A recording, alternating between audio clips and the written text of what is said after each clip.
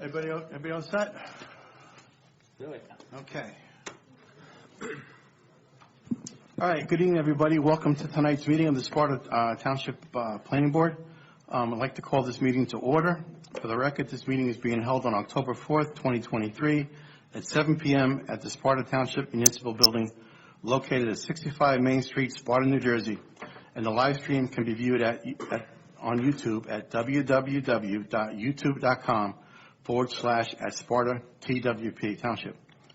Please note that adequate public notice of the meeting was given in accordance with the Open Public Meetings Act. Let's all begin, please, with a salute to our flag. I pledge allegiance to the flag of the United States of America and to the republic for which it stands, one nation, under God, indivisible, with liberty and justice for all. Okay. Chairwoman Luciano sends her regret. She's home ill today, so I'll be filling in for her. Dory, could you please do the roll call? Yes, sir. Councilman Dean Blumetti. Here. Jeanette Burke. Here. Vice Chairman Ron Day. Here. Christine Dunbar. Here. Bill Enright. Here. Justin Canellis. Here. Angela Cassie. Here. Ernie Reichstad. Here. Mike Sylvester. Here. Thank you. Okay. I guess the next item on the agenda is we have approval of 4 sets of minutes. So, Mr. Collins, we've got... Mr. Sylvester can move those and adopt them himself. Okay. Can we do them all at the same time? Yes, since you're the only person, yes. I'll make a motion to move and approve all the minutes of June 15th, July 6th, August 3rd, September 21st, 2022. Okay. And there's no need for a second because you're the only person who can vote. So roll call for Mr. Sylvester for all 4. I do a roll call for everybody, Yeah, Tom? I'm sorry. No, just for Mr. Sylvester. Okay, Mr. Sylvester. Here. And yes. Yes, thank you. Okay, thank you for that. There are no pending resolutions that I'm aware of tonight. Is that correct, Dory? That's correct. None, that's Okay, correct. great. So, Mr. Chairman, I recuse on this next matter, so I'm going to step down and recuse. And Dave Brady, Conflict Counsel, is here tonight. okay, thank you. Okay, if the gentleman would like to step forward, please. Welcome.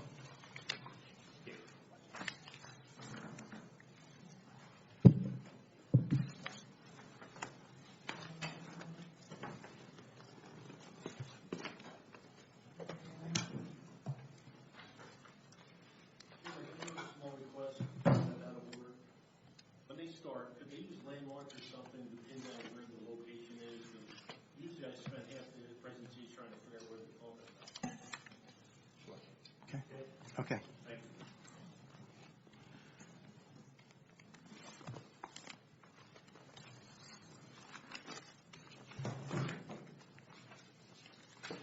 Okay, so this is application 707, ONB Holdings on 1 North Village Road, North Village Boulevard, B1608, Lot 7, Building J, site plan.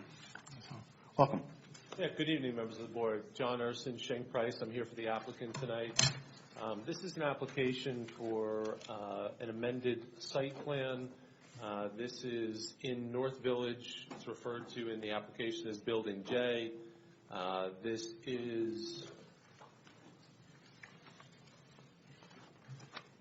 is block 16008, lot 7, and the street address is 1 North Village Boulevard, which is on the corner of Route 15 where the Chelsea Senior Living is just behind this. And just by way of introduction, this is a site that was approved as part of the North Village plan some years ago. And on this particular lot, the previous approval was for 23 apartments in a 3-story building with 2,600 square feet of commercial space.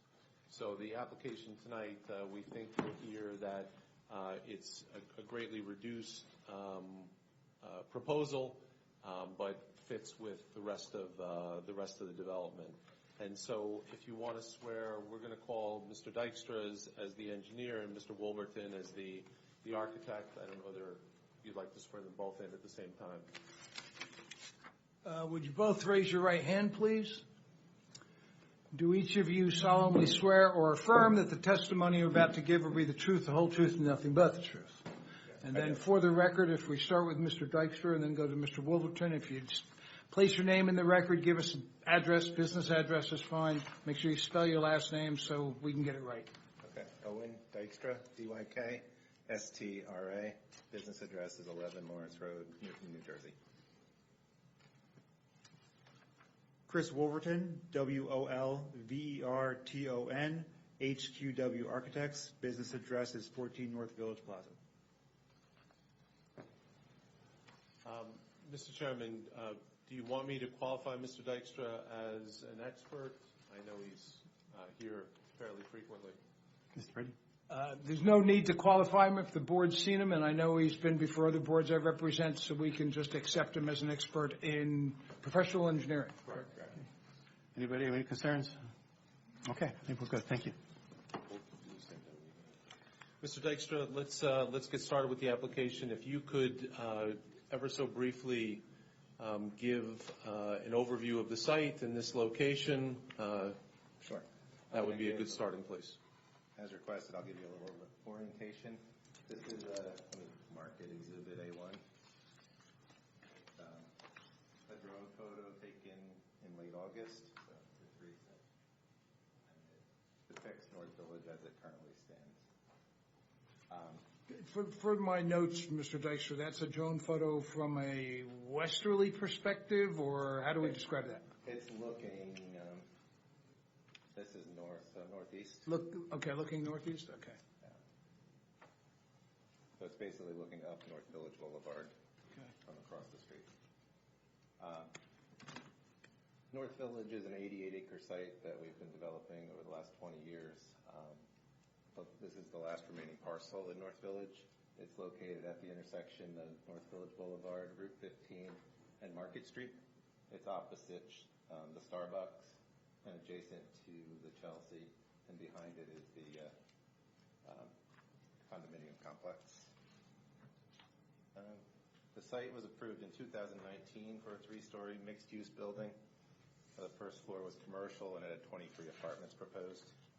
That project was put on hold due to the pandemic, and as a result, we've reconsidered the site. We've reduced the scope of the project.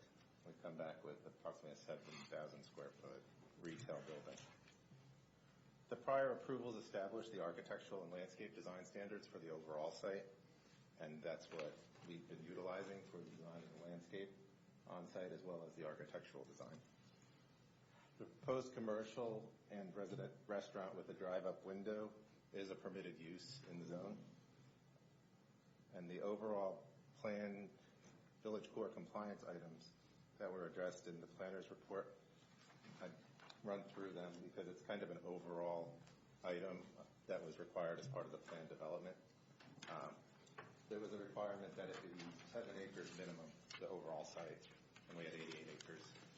There was also a requirement that 5% of the developable area be dedicated as civic space, and before this project goes, it would be at 8%. It's comprised, there's a green at the ShopRite Plaza, as well as a plaza adjacent to the hair salon. There's a large park in the center. There's a park adjacent to the single family and a small tot lot in the rear. And then there's a park on the townhouse project. It also required at least one main gathering area for the site. We proposed 2 for the original site. One was this plaza that kind of is at the intersection of exit from ShopRite to North Village Boulevard, and the main park. On this site, we have a patio, which acts as a gathering place as well. It will accommodate 16 seats and will be used for outdoor dining. I'll put up a colorized version of the site plan. I'll call this Exhibit A2.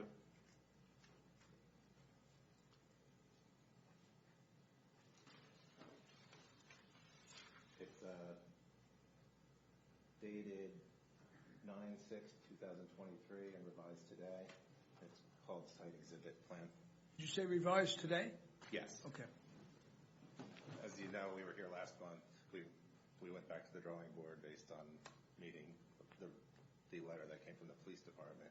We met with the police department. We also had discussions with the fire department just to make sure we met their requirements and made them, took care of their concerns. So this plan was revised based on those changes, and that's why it's been revised.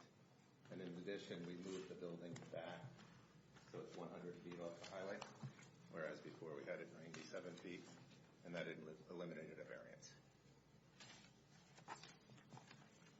So the building as proposed can accommodate up to 3 tenants. It's set back 100 feet from Route 15 as required. It's been designed in accordance with the approved architectural design standards for the planned village core. Chipotle will take the 2,500 square foot approximately end cap, and that leaves about 3,100 square feet for the tenant 2 and 3, and that may be 1 tenant depending how it works out. It's aligned so it can be 1 tenant or 2. The building is oriented parallel to North Village Boulevard. It has 31 stall parking lot where 28 are required. There are 2 proposed accessible parking stalls located right adjacent to the middle of the entrances. And there's 2 stalls that are designated as EV ready. There's a sidewalk that's between the building and the parking lot. The ordinance has a design standard that you require 4-foot planting strip between the parking lot and the sidewalk. We're requesting a waiver for that. That waiver has been granted on every site plan that we've done in North Village, so it's pretty standard. It allows people so they don't have to walk through mulch to get to the sidewalk. So.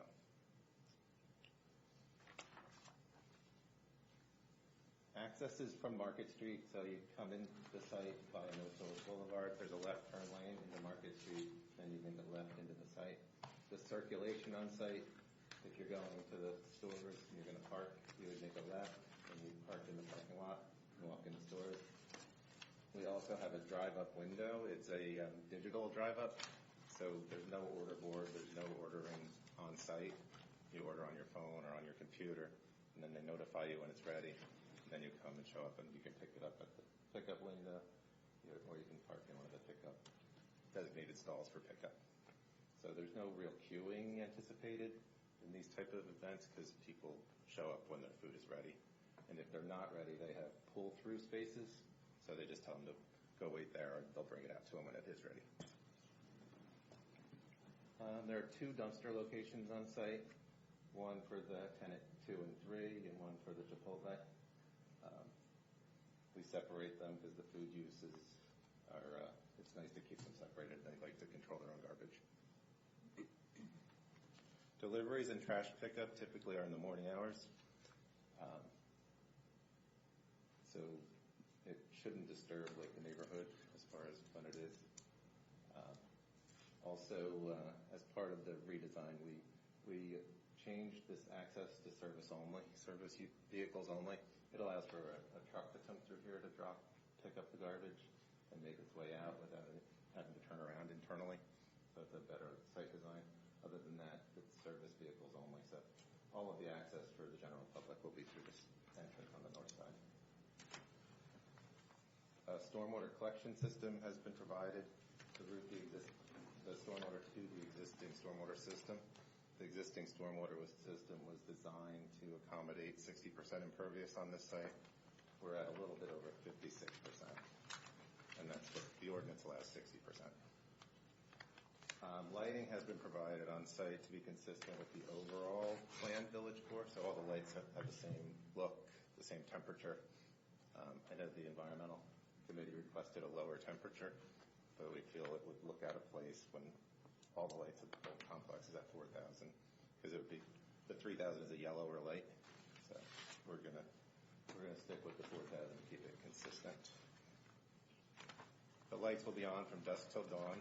Where the parking area lights are dimmed in the evening after hours, but they're not turned off for security reasons.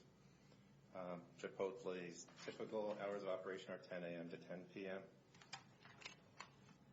And all signage for this facility will be on the building. There's no proposed monument sign for this building, so it's important to maintain view lines from North Village Boulevard. I know Dave's report, he mentioned a buffer along that line, but we don't feel it's appropriate, given that's the only way you can see these buildings, as well as the plan as proposed is consistent with the architectural design standards, which are the standards for this site. Also, the landscaping design utilizes non-invasive native species. The site is served by public sewer and municipal water. And I think that covers pretty much everything I had. Other COA fee, we'll pay the COA fee. 2.5% is typical for a retail site. One other thing I forgot to mention. There's a outdoor dining. That's a conditional use in the ordinance. We did run through the conditional use requirements. We added them to the cover sheet of the updated plan, and we do meet those conditions. Okay. Mr. Chairman, does the board have any questions of Mr. Dykstra? Or Mr. Dykstra did submit a letter that was responsive to Mr. Pello and some of the other comments that we Mr. Simmons, and some of the other comments we received. So, board's prerogative, do you want to ask questions first, or do you want us to review Mr. Simmons' comments first? Any preference by I have a question. How is the Chelsea connected to the Chipotle? Physically, or How would a car? a car would enter the Chelsea driveway? Well, no cars would, just service vehicles. Sparta Township Planning Board. I'd like to call this meeting to order. For the record, this meeting is being held on October 18th, 2023 at approximately 7:02 p.m. at the Sparta Township Municipal Building located at 65 Main Street, Sparta, New Jersey, and a live stream can be viewed on YouTube at www.youtube.com/@SpartaTWP. Please note that adequate public notice of this meeting was given in accordance with the Open Public Meetings Act. Let's begin with a salute to our flag. I pledge allegiance to the flag of the United States of America and to the republic for which it stands, one nation, under God, indivisible, with liberty and justice for all. Dory, would you please call the roll? Councilman Dean Blumetti, Here. Jeanette Burke, Here. Vice Chairman Ron Day, Here. Christine Dunbar, Here. Bill Enright, Here. Justin Canellis, Here. Angela Cassie, Here. Chairwoman Celeste Luciano, Here. Ernest Reichstad, Here. Mike Sylvester. Here. Okay, please note there's been a minor revision to tonight's agenda. Anyone here who would like a copy, please take one. They're up by the microphone. And anyone who's viewing, the revision can be downloaded from the Planning Board website. So let us move forward with the Town Council update. Councilman Blumetti? Yeah, thank you, Chairwoman. So just a couple quick updates on the last Town Council meeting. There were two large projects in town that you may have seen and been hearing about over the last 6-9 months that are nearing completion or just have been completed. And the first one is the White Lake Fields expansion. And the second is the salt shed at the DPW building. Also, during the last meeting, we had a little bit of lighter agenda, but we did have an initial discussion on short-term rentals in the township. Short-term rentals you would think of as typically, or more lately, Airbnb, VRBO, et cetera, and also private rentals. So the council is having an ongoing policy discussion to determine if there is a need for any type of changes to the laws in town, any policy around short-term rentals. So the more to come on that. It's going to be an ongoing conversation, and the council is looking to incorporate multiple perspectives and input, including definitely from the public. That concludes my update. Thank you. Okay. Ms. Dunbar, if you wouldn't mind? Yes, thank you. I was absent at the last meeting, however, I can share a couple of things. One is that our cleanup took place on Saturday morning in the drizzle, and it was very successful. We had 10 participants over on Blue Heron Road, And I believe, well, I know that at the last meeting, they looked at application 708. And the good news also is that they, the request for Highlands Council Open Space and Recreation Grant is in play now, thanks to the EC, Corey Stoner, and many others. So that's going forward. Great, good news. Okay, so Mr. Day, if you wouldn't mind for the subcommittee update? Okay, on the ordinance subcommittee, so we've had some difficulty trying to schedule. We do have a meeting on the calendar now for the end of October, so we'll pick it up there. In terms of the minor site plan subcommittee, to date, we received about 51 applications, of which we resolved 3 tonight. That leaves 6 outstanding. We'll continue to work through them and hopefully get them done as quick as we can. Okay, great. So we have some items of correspondence to address. First, we have the October 4th, 2023 Environmental Technology, Inc. application for freshwater wetlands, general permit number 16, and flood hazard area, general permit number 4, Father John's Animal House Incorporated, 50 Father John's Lane, block 13002, lot number 2. Mr. Collins, if I'm correct, this is just something that's informational, that's nothing right. to be acted on. That's correct. Okay. Next item we have for October 3rd, 2023, Collier's Engineering and Design application for freshwater wetlands, letter of interpretation notice to neighboring landowners, BWB Holdings LLC, 55 Main Street, Block 2001, Lot 47. Mr. Collins, I also believe that this is informational as well. That's correct. Okay. And last item of correspondence is October 13th, 2023, the letter from the interim township manager to Allison Bittner, New Jersey Highlands Council, regarding the open space and recreation plan funding. I believe this is the request for grants that Ms. Dunbar just discussed. That's informational as well. Okay, so we will move very quickly into other board business. I do have some housekeeping items, but I will open it up to the dais in case anyone else has something they'd like to mention or discuss. No? Okay. So regarding the master plan subcommittee, applications are currently being reviewed. All applicants will be contacted via email this week to request a date and time for a brief conversation regarding the expectations and commitment needed from the potential committee members.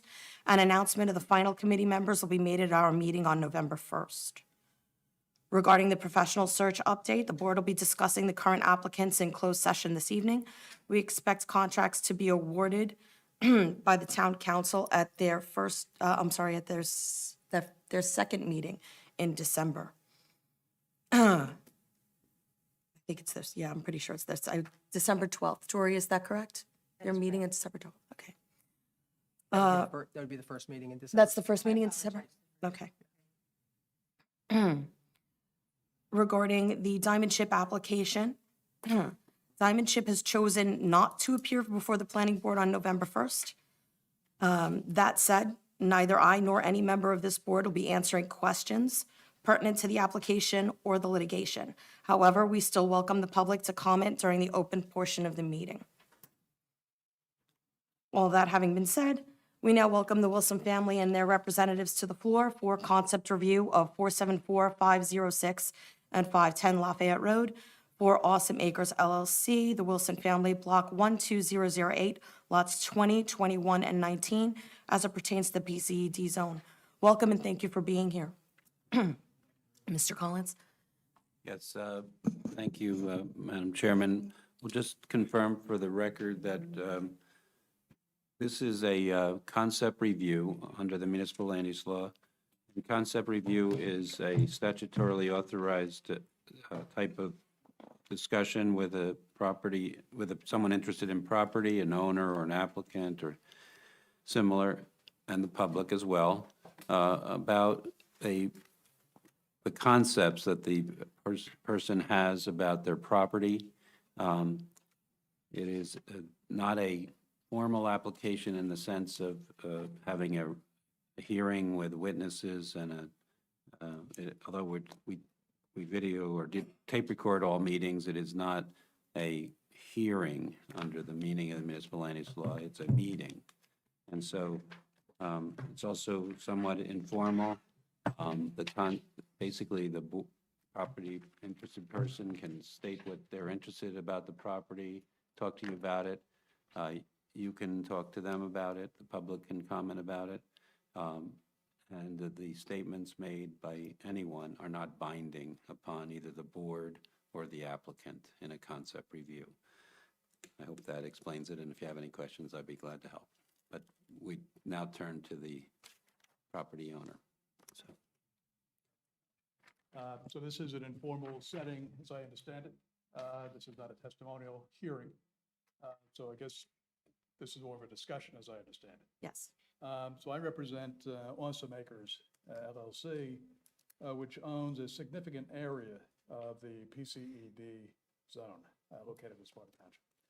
And with me is Eric Wilson, who is a member of the Wilson family, and also Jessica Caldwell, who is a planner, and Dan Wilson, who is also obviously a member of the family as well. The property in question within the PCED zone is about 37 acres, and it probably takes up 3/4 of the area, and it's a completely undeveloped part of the PCED zone. The rest of the PCED zone is just really kind of a small area, and those lots actually are developed. So really, the impact of any changes on the zone fall right onto the property that the Wilson family, through this Awesome Acres entity, own. Excuse me if I can. Could you talk into the microphone, or I don't know if that one's better. That way the folks at home can Can you hear what me you're saying. better? Yeah. Oh, outside? There's one up here too, if you want to grab that. Yeah, thank you. So I just want to, Frank, you never said your name, so maybe you should Oh. tell everyone your name. man with no name. It's I don't think you did. Frank McGovern of McGovern and Roseman. Thank you, Frank. So just for an overview of things that you already know, but just a refresher, if you even need one. The PCED zone is located off of Route 15, right across from ShopRite, that whole development on that side of the road. And again, it's about 37 acres or so that our client's property is, in particular, is concerned about. And I just want to give you kind of an overhead shot of the properties that are involved. And so this is from Google Maps. It kind of shows a fairly current display of the area in question. So you'll see hard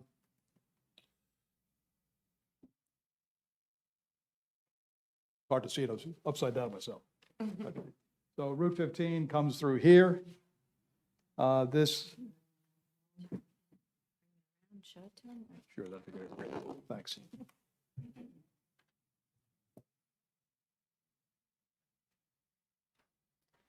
And you'll see Route 15 coming through, obviously. You'll see the ShopRite and the development behind it and around it, and all the various buildings that have been built out.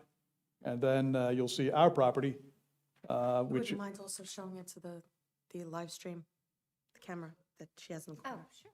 Thank you.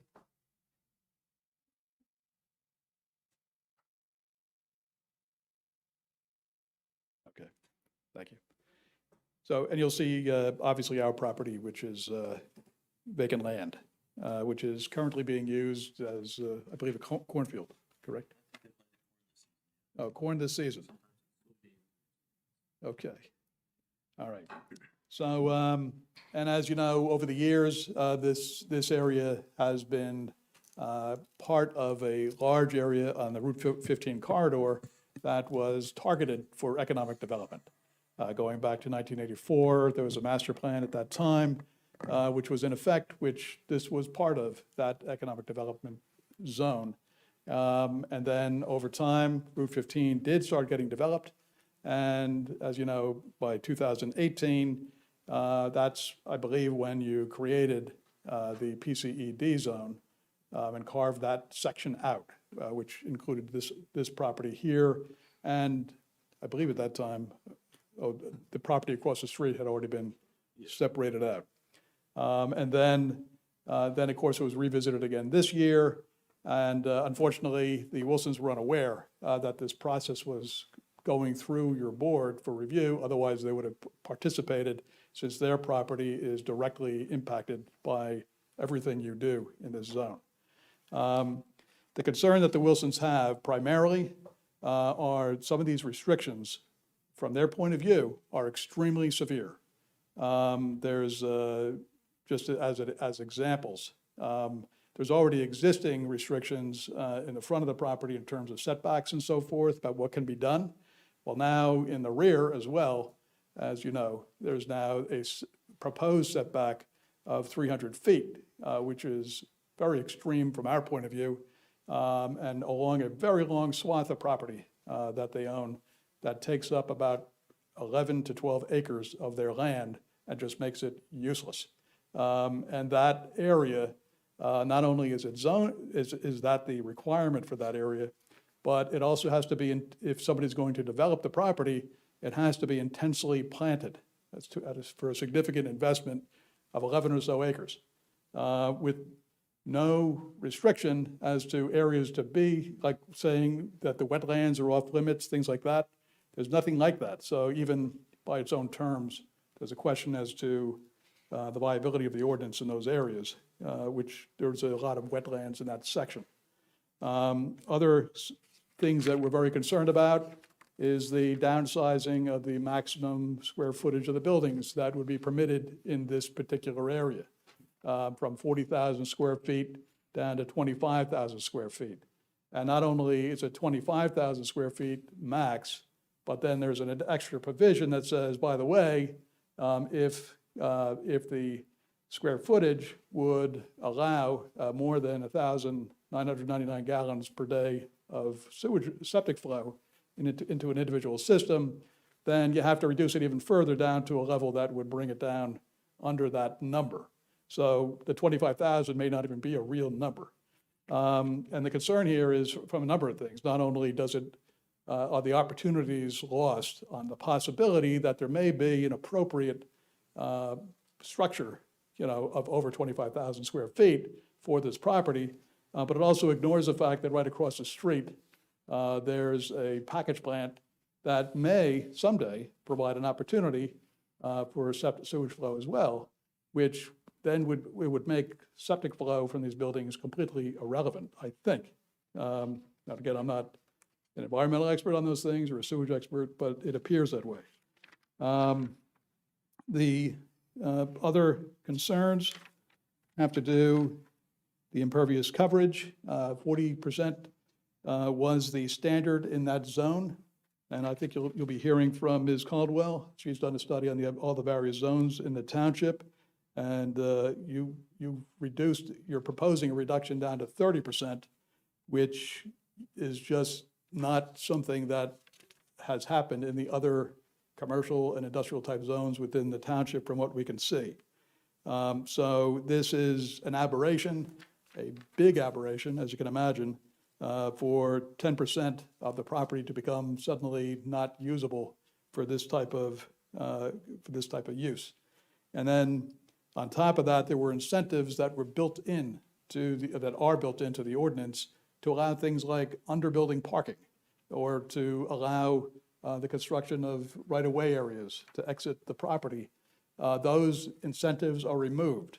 And why there can be no underbuilding parking, I just haven't figured out a good planning reason for that particular deletion. And I guess we'll be looking for the board, because there may be one, we just haven't found it yet.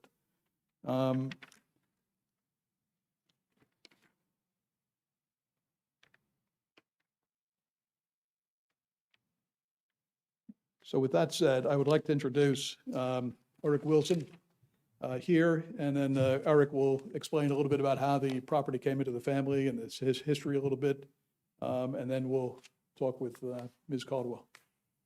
Thank you. Thank you very much, Frank. I want to just first thank you all for the opportunity tonight to be here and speak with you.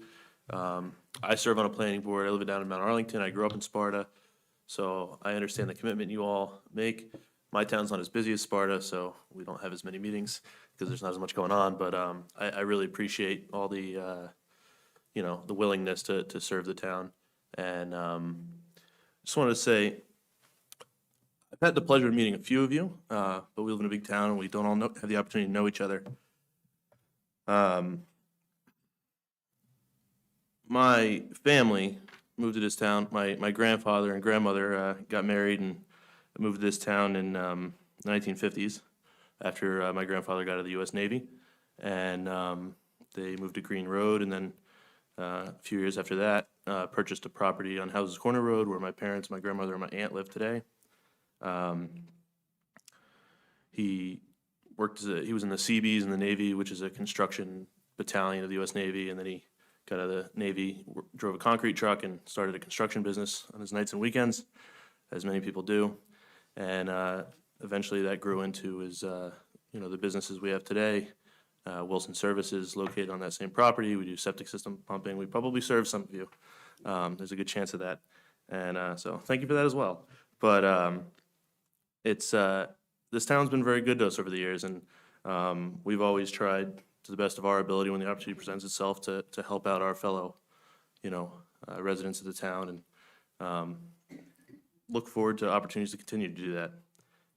As far as development history that we've been involved with, the Wilson Drive street, which goes from Demarest Road to Route 15, and then there's a little kind of enclosed little road called Gale Court. That's actually named after my grandmother, whose name is Gail Wilson. Kind of a odd present, but I imagine my grandfather telling her about that at one point, and I could just imagine if I told her I named a road after her, she'd be like, "Oh, gee, thanks."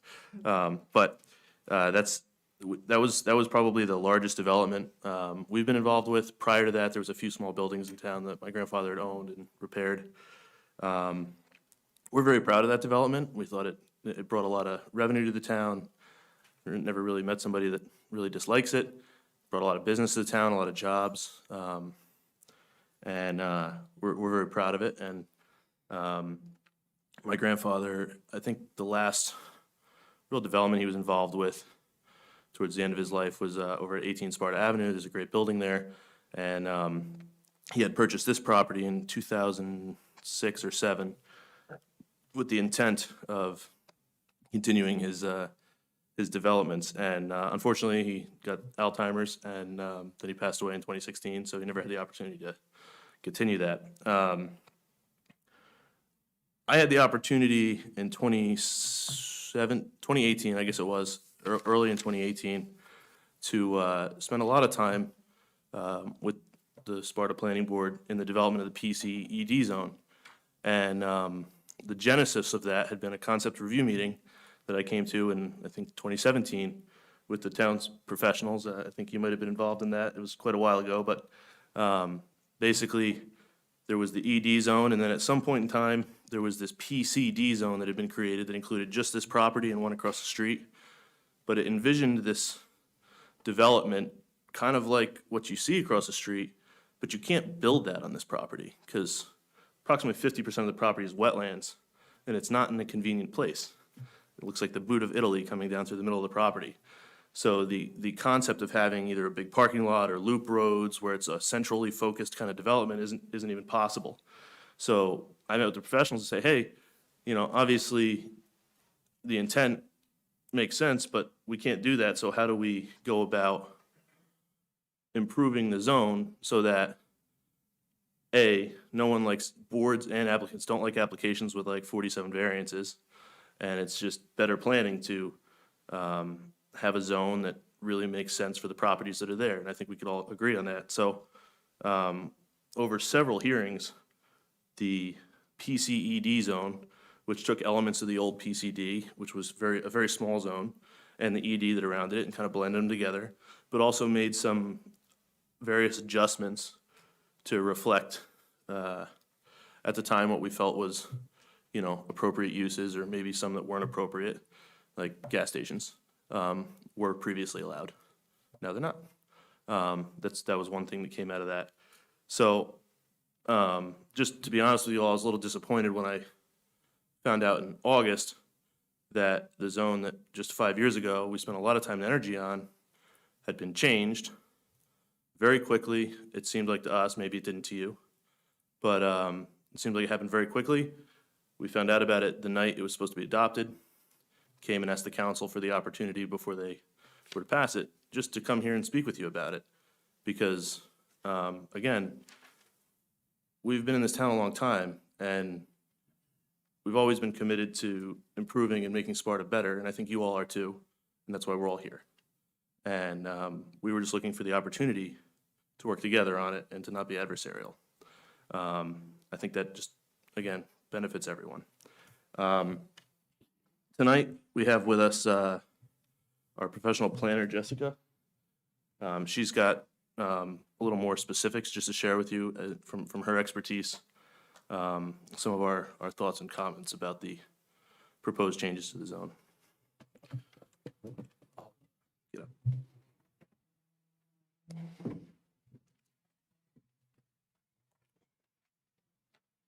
Good evening.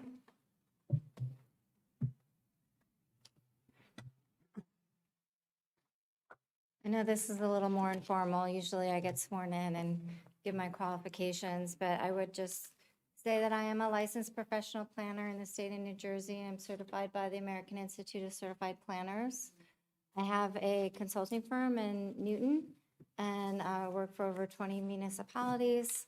I've been in the field for almost 25 years, so have a lot of experience, primarily representing boards, but I do at times come over to the other side, so I'm here representing the Wilson family tonight. I do have a couple of handouts. One is essentially a review of what happens to the property when you overlay the setbacks and some of the constraints on the property, just to show what we see as developable under the proposed zone. And then also, just to kind of remind everybody of where the property is, it's a zoning map that shows where the PCED zone is in relation to the economic development zone, so that we can refer to those as I talk about the master plan and the proposed changes. So, It's 2 pages each. yeah.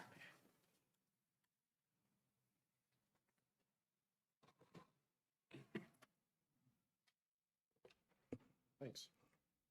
So I'll just start while Frank's handing those out. What I did was I took a look at the original master plan as well as the 2018 master plan amendment that established the PCED zone, as well as looking at the zoning ordinance and the proposed changes to the zoning ordinance. So one thing that I thought was interesting when you take a look at the zoning map that you're getting is that the whole area has been zoned and considered by the master plan to be an economic development zone since 1984 at least. And the purpose of that designation is to allow for the location of office, research, and industrial uses in a campus-like setting with appropriate access to Route 15 with proper buffers to adjacent uses. So, some of the zoning morphed as in the PCD zone with the PVC overlay across the street. And then this particular property in 2018 was changed into planned commercial economic development zone. And Eric explained some of the background for that. But I think what's interesting in looking at this is that for the last 39 years, this area has been considered for these types of uses. So the office, the retail, light industrial, it's been considered for this type of development. So in 2018, when the master plan was amended to implement the planned commercial economic development zone, it covered essentially 6 lots. And when I say that, I'm referring to the Wilson family lot as one lot. There was a subdivision prior that created a couple internal lots, but I'm just going to refer to it as one singular lot this time. So the overall zone covers 50 acres and 6 lots. The Wilson property is 37 acres of that zone, and it is the only undeveloped parcel in that zone. So all of the other parcels on the front along Wilson Drive are essentially developed. And as Eric Wilson pointed out, there are significant constraints on the property. So of the 37 acres, 21 acres are wetlands and wetland buffers. So there's 16 acres of developable land left on the property. And one thing I would note, when you look at the property, not only is it all surrounded by economic development zone, it's also surrounded by economic development zone uses. So the Wilson Drive development is to the north, and to the south you have the railway, and then you have the old concrete plant to the west. Across the street you have the ShopRite and the Village Center development. So it's really completely surrounded. There's no residential surrounding it. There's no residential zone surrounding this property. And it is isolated by surrounding development as well. And obviously fronts on a state highway, Route 15. So the purpose of the PCED zone is to permit development of large tracts of land along Route 15 in a planned setting. A planned development will prevent an adverse impact on the community by enhancing the existing light industrial uses and improving the free flow of traffic to meet the state access management code. So that was the intent and purpose of the PCED zone when it was established in 2018. So some of the goals for that as well include land uses which are compatible with the predominantly light industrial character of the area, permit uses that require larger site areas which would not compete with the town center, meaning this area here, avoid the appearance of strip retail, prohibit future curb cuts onto Route 15, so there's one established curb cut which would access Route 15, encourage internal circulation, create uses that are compatible with the environmental constraints of the Germany Flats Aquifer, and promote architectural harmony with the planned commercial economic development zone and planned village core overlay zone, which are across the street. So the current proposal to change the zone standards will really only impact this exact property, that the Wilsons own. And I believe in looking at it, it really renders it undevelopable. And I'll go through why. And I also think it's contrary to the goals and the intent and purpose of the master plan. So first of all, the changes of use. So the 2018 PCED master plan went through and actually listed specific uses that were permitted, conditional, and prohibited. And not all master plan elements do that, so it was very specific about what was proposed in this zone. So here are some of the following changes that are contrary to the master plan in terms of uses. So banks and banking offices are proposed to go from permitted to conditional uses. Restaurants with drive-throughs are proposed to go from permitted to conditional uses. Miniature golf and batting cages from permitted to conditional uses. Hotels, motels, and conference centers from permitted to not permitted. Church, house of worship from permitted to conditional use. Processes of manufacture, fabrication, assembly, treatment, or packaging conversion products from permitted to not permitted. Veterinary hospitals added to the prohibited list. Indoor recreation changed from permitted to not permitted. Distribution centers, fulfillment centers, parcel hubs on prohibited list. Outdoor retail sales and retail display centers on prohibited list. Outdoor storage on the prohibited list. And warehouse and storage uses are limited to 3 loading docks as part of the permitted use. So all of those are contrary to what was listed in the PCED master plan land use element. And then also with respect to just talking about the loading docks, I did do a study that comes into play a couple different times during my discussion in looking at Gale Court and Wilson Drive in that development area. Because the PCED zone was clearly put in place to be compatible with and similar to the surrounding economic development zone and the surrounding developed uses in the economic development zone. And what I found in that development was that buildings range from about 8,000 square feet all the way up to 32,000 square feet. And that lot sizes were right around 2 acres, which is, what the lot size is in the economic development zone, so that makes sense. So on 2 acres, have 8,000 to, 30,000 plus square foot buildings. And when those buildings were broken down into separate units, it was 4 or 5 units. So what you often see in the Wilson Drive and Gale Court development are flex-use spaces.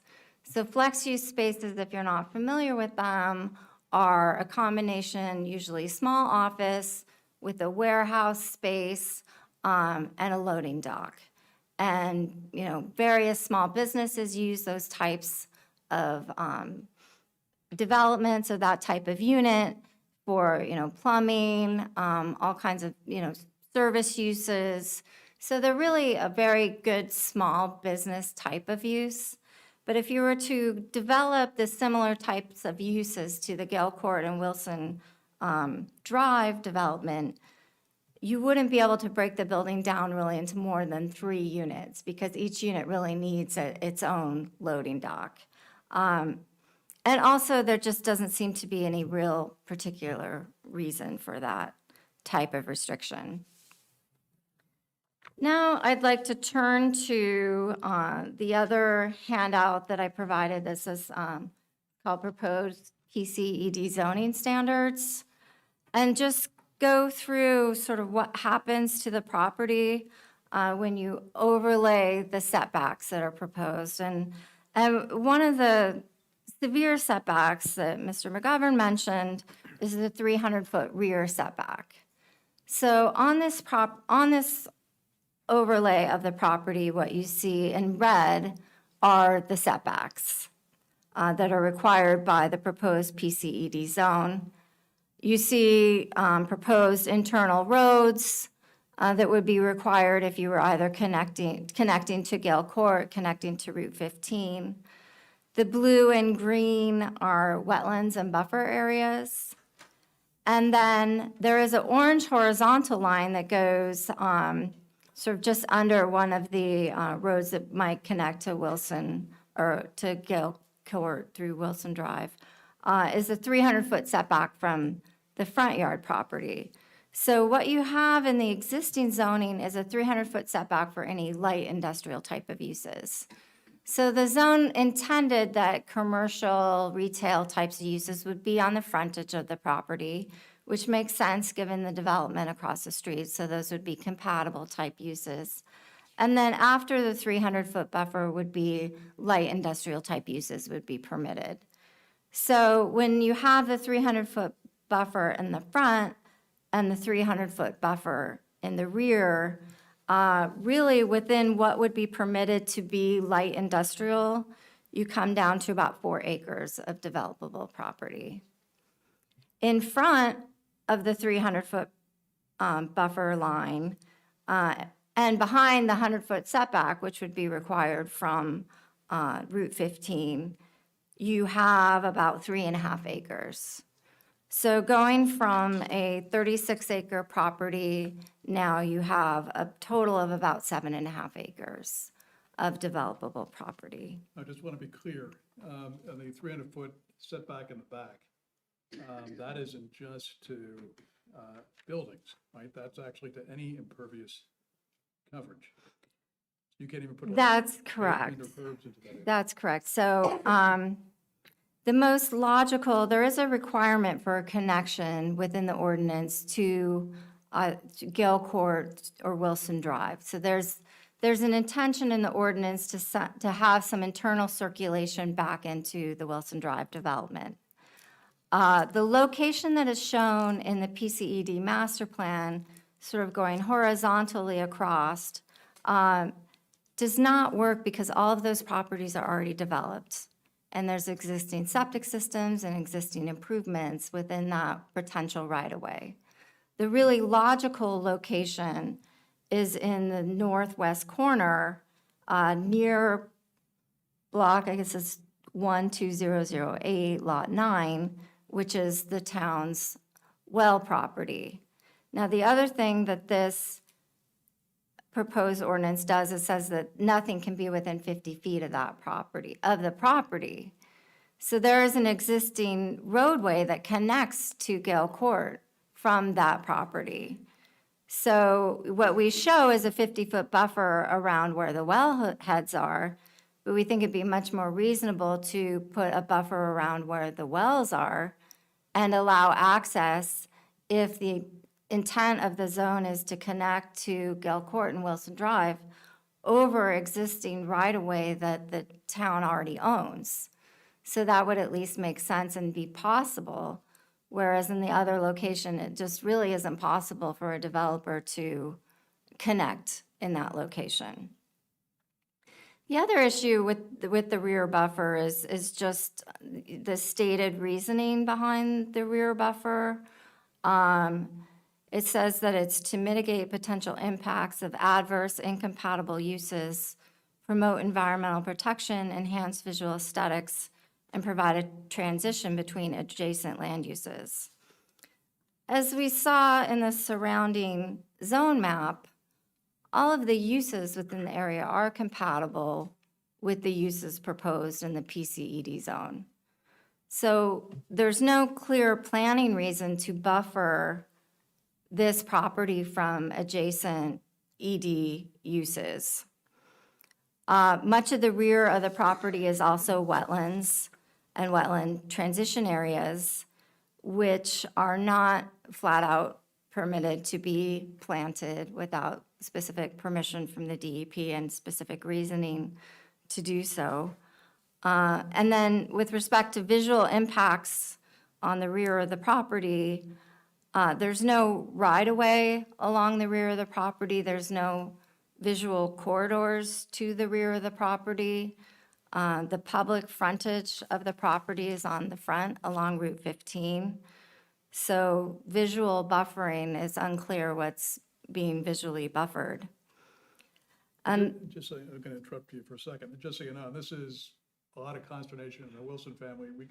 We cannot figure out what the reasoning is behind putting such a significant buffer in the back.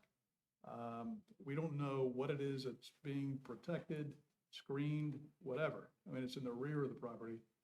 Behind that is the Diamond Ship property, as I understand it. And there's really, I mean, the visual comes from Route 15 to that side of the property. If it's intended to protect something from view that's on our property, that's not accomplishing it from Route 15 anyway. And the distance from Route 15 is probably over, like, close to 1,000 feet. So it's just, I guess, what we're looking for, and we can't find it in the record. We can't find any studies, and maybe you have them. As you created these standards, what the reasoning is behind that significant buffer. And that's something we could talk about in a bit. Sorry to interrupt. No problem. So as I mentioned, bringing down the overall developable area of the property based on the setbacks, constraints, the need for connectivity to Wilson Drive or Gale Court, only leaves about 20% of the property developable. And with the significant cost to connect to Route 15, to complete a traffic light turning movement, and to add in this right-of-way connections, it would be, I think, unfeasible to do any development on this property. The other concern, one of the other concerns is, as Frank mentioned, the impervious coverage reduction from 40% to 30%. 30% is not a commercial standard for impervious coverage. It's really a residential type standard. And that's evidenced by even the Sparta zoning code, where every other commercial zone in the municipality is 40% or greater. The only properties with 30% coverage are residential. So to just try to imagine developing a commercial property with 30% coverage. So 1 acre is the minimum lot size in the zone. You would be permitted 13,068 square feet of impervious coverage. The building coverage is 25%. So you could have a 10,890 square foot building and 3,068 square feet of impervious coverage. This would create about 8 parking spaces. There would be no driveway, no access, no roadways allowed from that amount of impervious coverage. Under retail parking requirements at a 1 per 200 square foot requirement, and industrial parking requirements are 1 per 500 square feet, 8 parking spaces would provide for a 1,600 square foot retail building or a 4,000 square foot industrial building. So again, we would have about 7 potentially, if you could just break them evenly, lots, 1 acre lots. There's also just some, I mentioned the 50 feet from block 12008, lot 9, that there's supposed to be no touching that site, while that site does contain the right-of-way that would go to Gale Court. There's also a requirement to plant shade trees along Route 15, which would be fine, but then a requirement to dedicate the area as perpetual open space, which is unclear to me exactly what that means, if that's a request for a dedication of open space to the municipality, what exactly that means. There's a reduction of the directory sign size from 16 feet in height to 8 feet in height, which I would say for a developable area of this size is quite small. The maximum building footprint being reduced to 25,000 square feet is not typical for the area. There are plenty of buildings within Commerce Park and the Wilson Drive development that are over 30,000 square feet. And the existing 40,000 square feet we think is sufficient to restrict from something that would be too large for the area. And then there's also a requirement for several impact studies on the site. And they seem onerous to me, given the fact that you have a total really 16-acre development in an area that's existing, developed for light industrial, commercial, retail, on a state highway. So, traffic studies and really connection to the highway is state jurisdiction. And there's been numerous studies about development of this area over the years. We also noticed the underground parking would not be permitted. While I don't believe the types of uses that are proposed within the zone would necessarily correlate to underground parking, I think it's just another thing being taken off the table that would, potentially assist in developing with these restrictions. So my overall, just to summarize, is I think that the proposal really restricts development on the property to the point that I don't think it can be developed under this proposed zone. And I don't think the changes meet the master plan goals of the PCED zone, which is to develop the property as a light industrial and retail type of use, compatible with the surrounding area. So the proposal really isn't compatible with the surrounding area. It doesn't generate, you couldn't even generate the development that you have on Wilson Drive on this property. And, as Mr. Wilson said, that was why he came before the board and worked with the board on developing the current PCED zone, which has only been in place for 5 years. So from a zoning planning perspective, that's not a lot of time. And we would really submit that it should be given some time to, see if it works and allow some time for it to go forward.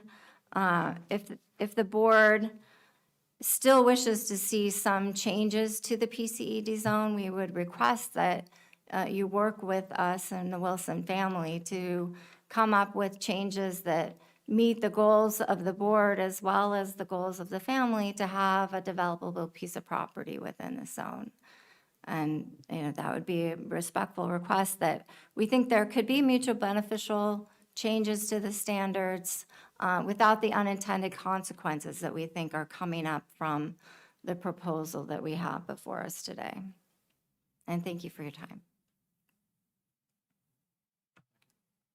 I don't know if, so, Jessica indicates, and I'm not going to repeat her requests. The feeling that we have is that the restrictions have gotten so severe that we're just being, every bit of life is being squeezed out of this property, to the point that anyone who wants to invest in a commercial development or an industrial development would probably be out of their mind to put their money into this property because of the lack of opportunity of what they could do with it versus the cost of complying with all of the standards. Frankly, the Wilson family felt that what the decisions that were reached back in 2018, after a lot of input and negotiation, I guess, and discussions, although they didn't like all of the changes that were made, it fit the property, and they were making plans that would be how the property would be used and portrayed. It's just the feeling is, and I guess, and some of you were not present at the council meeting that we were present at. I know there was a public fury about trying to return this property back to being, to having it remain a farmland. That was the general consensus of some of the people that were in the audience. And of course, that's the last thing that we would want to happen.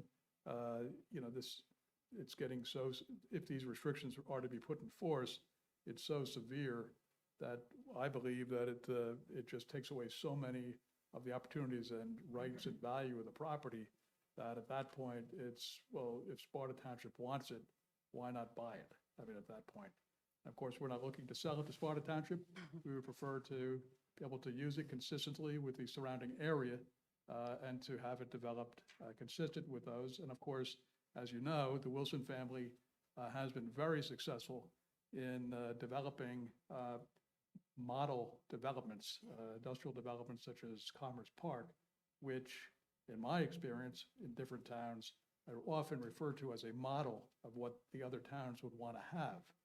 They have the ability to make sure that there's something that eventually someday when it gets developed, you're going to love, and it's going to work with the surrounding areas. But these restrictions, we believe, will wind up eliminating that ability to be able to do that type of thing. And with that, if you have any questions or thoughts. If I could just add one thing that I failed to mention before. Jessica talked about several uses being moved from permitted uses to conditional. And then if you read the conditional uses, one of the first comments is must comply with all design standards. If you've read the design standards, they're extensive. And that's pretty common. Every town in New Jersey has design standards, and they're important. But they don't, because it's for the whole town, they don't write design standards looking at individual properties. So it's very common, and I'm sure if you ask your professionals, it's very common to have waivers. Usually design standards are waivers, not really variances, but from various standards. Either you can't fit all the shrubs that they want, so you fit as many as you can, or maybe the amount of, parking isn't a design standard, usually it's a variance, but some uses don't require the parking that the ordinance contemplated, so you have less, it's a variance. But if you require that a conditional, I'm not an attorney, Frank is, but my understanding, I'm a professional engineer, is that if you don't meet all of the design standards, and that's a requirement for conditional use, I'd have to get a Schedule D use variance to propose that use. So as I read this. I don't agree with you, Eric. No? Okay. No, as long as, what that is just a requirement that you comply. The conditional use is only applicable, a variance from a condition of a conditional use is only applicable to a condition that's relating specifically and solely to the conditional use. So design standards are general, like you said, for the whole Okay, town. so the fact that they're So the fact that required. you seek a waiver or site plan exception from a design standard, even though it's required in a conditional use, is not the kind of condition of a conditional use that you have to get D-variance for. But Okay, well, that's. thank you for that. It's an important detail, Yeah. but I don't think that's your real problem. I think maybe it would help the board and certainly the professionals if you would try to elaborate on what you and the family would like to do on the 3 lots and how they would fit on the 3 lots or not fit according to Well, your perception. so What would you like to do? Even if it's just alternatives or conceptual ideas. That's what we're here for, conceptual ideas.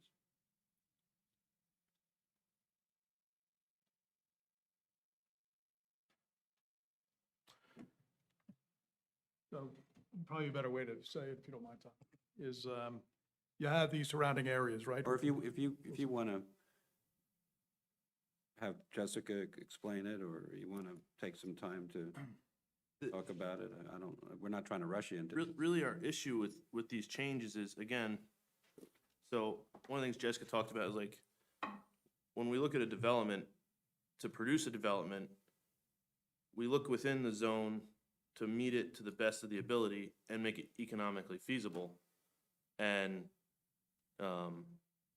there's a lot of economic restraints on this property. And in 2018, when we made the zone that's in place today, I say we, the planning board, but I came to several meetings and, you know, there was a lot of back and forth and changes and adaptions. I'm not trying to rehash it, just as an example, there's a corner lot on this property. I can speak to it from my former employer and career that I did. Would have been possibly the most prime location for like a Wawa, because you've got nothing between Jefferson and Lafayette. Now, obviously, there's in surrounding towns, there's been a little bit more of that in the last couple of years. But 5 years ago, like the stuff that's up at Ross's Corner wasn't there. The Quick Check in Lafayette is really new. Understanding that there was not an appetite with Sparta for that, part of our discussion was, you know, let's take that off the table. But that was a pretty massive economic concession for the property, because at a corner traffic light on a southbound side of a state highway where there is not another gas station in like 10 miles, that was probably the most valuable use for this property that we could have found, and we took it off the table. So we feel like we took quite a bit of concession economically working with the planning board 5 years ago to develop what's here today, and maybe it's not perfect, but we thought it was pretty good. And when I look at these changes, they just feel very arbitrary. They feel very, honestly, it feels like, and I'm not trying to put words in your mouths, I'd have to hear from you, but when I try to discern the intent in it, it really feels like the intent is just to make it not developable without straight out saying it. And I don't know if that's the case, but that's why we wanted to come here. And in 2018, the original ordinance kind of did the same thing.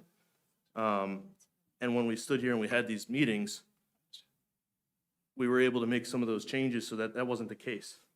And personally, I don't think any of these changes make sense to me. As far as what we want to do, the back of the property, I would love to be able to find light industrial tenants for it. But it's not like we just build a building and hope people come and rent it. Usually you got to find the people before you can get the financing and do it. And it's this masterful act of coordination that has to happen to make a development happen. And we haven't even been offered enough time from the last ordinance change to this to even make that happen. We were trying to do it, but it's just a very sudden change that we don't feel is appropriate. And that's why it's a tough question, Tom. Well, no, I get it, but no one said, I didn't say the words, what would you like to do that fit within the proposed ordinance? Right. So Let me I'm ask. asking you, what, Right. and I would say this, Eric, Wawa and a gas station has never been permitted in this zone, not in the. I believe it was a ED. conditional use in No, PCD. It was not permitted in Well, we know any it's not zone. happening. Over the And it- aquifer? And it was not, it wasn't allowed then. I do respect that you would have liked to have gotten that, but that was never allowed. And it's never going to be allowed because, as you learned in the last go-round, 2018, the township was very concerned about anything with fuels or fuel products that could contaminate the well that your grandfather built and dedicated to the township, which we appreciate. But that is not, those types of uses that involve underground storage tanks of petroleum products are prohibited in the zone. And that worked fine, and that's not what you're asking for now. I know that, too. So, but conceptually, without using this PCE draft ordinance, what are you interested in doing and where? And that might be. Things proposed under the current ordinance as it stands today. Well, okay, maybe we should ask the question this way. If the proposal wasn't as it is, right? So based on what was done in 2018, because we've heard a lot about the history, and I understand you worked with that board, but that's not us. We're this board. So if you were to develop the lot as it stands right now, because obviously it still stands that way, nothing's been passed, what would you do with it? What's your vision? What could you do? Commercial along the frontage with light industrial behind it, as the zone intends. So let me just. Like, let me I just- don't, I think you're going to have to give us a little bit more of a vision, because, I Oh, mean, let me you're. just- when I you're- say commercial, Let me just ask you a specific question, if you don't mind. Sure. All right, so you have the map in front of you. So when you go along Route 15, your at least conceptual vision of a possibility is retail along Route 15, right? To take advantage of that. We've talked about that. Yep. And then the industrial, if you had the ability to access, if these restrictions weren't here, would likely be toward the rear, not the wetlands area, obviously, right? yes, because that's off Okay. limits. And then I know your father was active in subdividing this, so you'll see two smaller lots toward the front, and then a much larger lot, which was the remainder, right? And then, was it his, at least vision at that time, which continues, was that these three lots would be developed in a kind of a unified plan, right? Yeah, and when we say retail and I say commercial, if you look across the street where you have, for example, that building with the Starbucks in it, and it's got another retail store in it, and then there's another building adjacent to it that's, I think, got maybe a salad shop and a couple things like that. Those are the types of smaller retail commercial buildings that would go along the frontage. At the traffic light, I mean, I'd love to be able to attract like maybe a larger pharmacy type store or something. But again, the challenge of being able to answer that question is, I have to find a tenant that's willing to, depending on how that works, like, Well, that's the beauty of concept review, because we don't have to worry Well- about tenants. We have to worry about what your vision would be if you were to take the opportunity to develop the property as is. Because in the grand scheme of things, you've had it for 5 years that way. I know you've been trying to work through what you want to work through, I would but point out it's that not just 2 the of those board that years needs were, to like, understand. massive economic disruption of. Right, but the public also needs to understand what the vision would be if you were to develop it as is.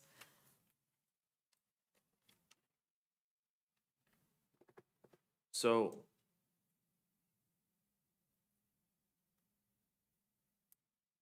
I don't have a site plan to share with you.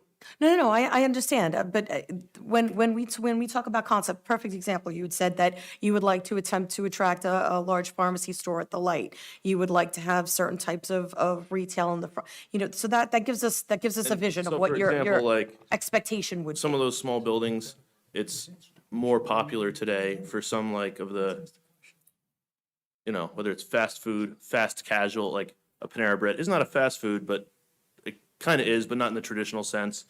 If you were to look at like a store like that, those stores all have, if you go to one, like there's a Panera Bread by my house or past my house down in Mount Olive, they had built it as a standalone store and they redeveloped it with a drive-through because most consumers want to be able to, pick up their food with their kids in the back seat, not have to get out in the rain. And that's just a demand that those kind of stores want today. And drive-throughs, like those kind of stores, the reason you put them here is, I mean, yeah, people might drive there because they want the food, but generally, this is a very high-traffic area, and it's been that way for 40 years. You can attract tenants that put a store there because the person sitting in traffic on their way home goes, oh man, I would love to get some of that on my way home. So you're not trying to generate trips to the area, you're trying to take advantage of the people that are already there, and offer them things. And so those types of, people used to call them strip malls, but that is kind of a bad connotation because you think of like Route 46 where you've got just these terribly ugly, long, short buildings. But technically, any multi-unit commercial building would be defined as a strip mall. So a modern, better-looking version of that, maybe not 8 units, maybe you break them up, kind of like North Village did. So you have smaller versions of them, but multi-tenant retail places for commercial retail stores. And then behind them, because those stores are very dependent on visibility, and then behind them, you could have buildings similar to what's in Wilson Drive, which are like flex space, light industrial type things. But there's several buildings that you could drive around that, like there's one of the more recently built buildings, and that development is actually on Demarest Road. And I think it's got 6 or maybe 8 doors, I can't remember. But it's a beautiful building, it's perfect for the area, but it would not be allowed under this ordinance. And it's just not viable to build an entire building for 3 spaces. To build a building with like 6 spaces is not double the cost of 3. It's more, obviously, but it's more economically viable to make them a little bigger. And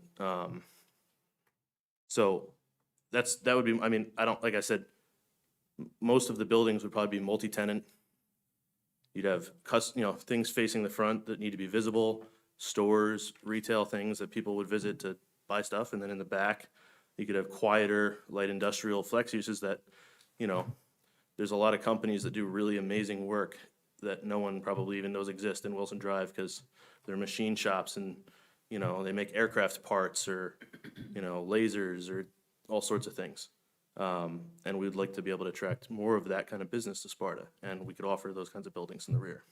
Okay, so if you had the ability to do all of those things, and you were at the town council meeting and you've heard a lot of the public opinion, how would you address those concerns?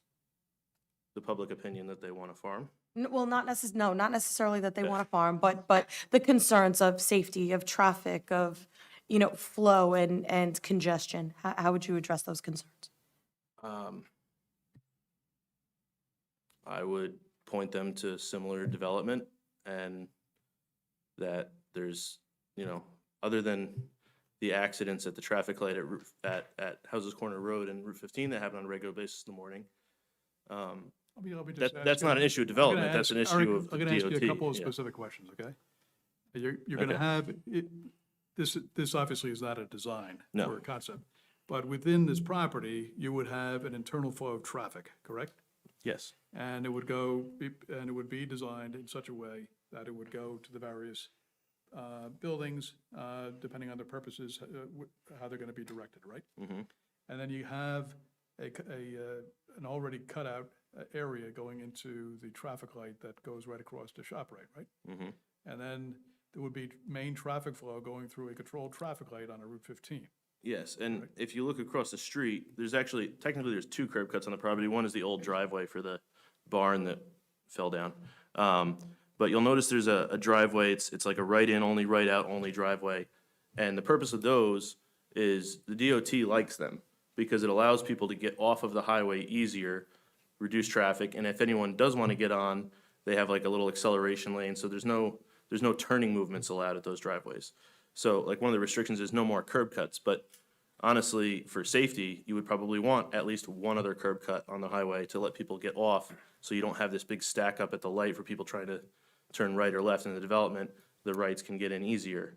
Or like, for example, say you were able to get a coffee shop in there, usually those tenants won't go there unless you can get a right-in, right-out driveway so that people can come in, get their coffee, and go right out and get on their way to work.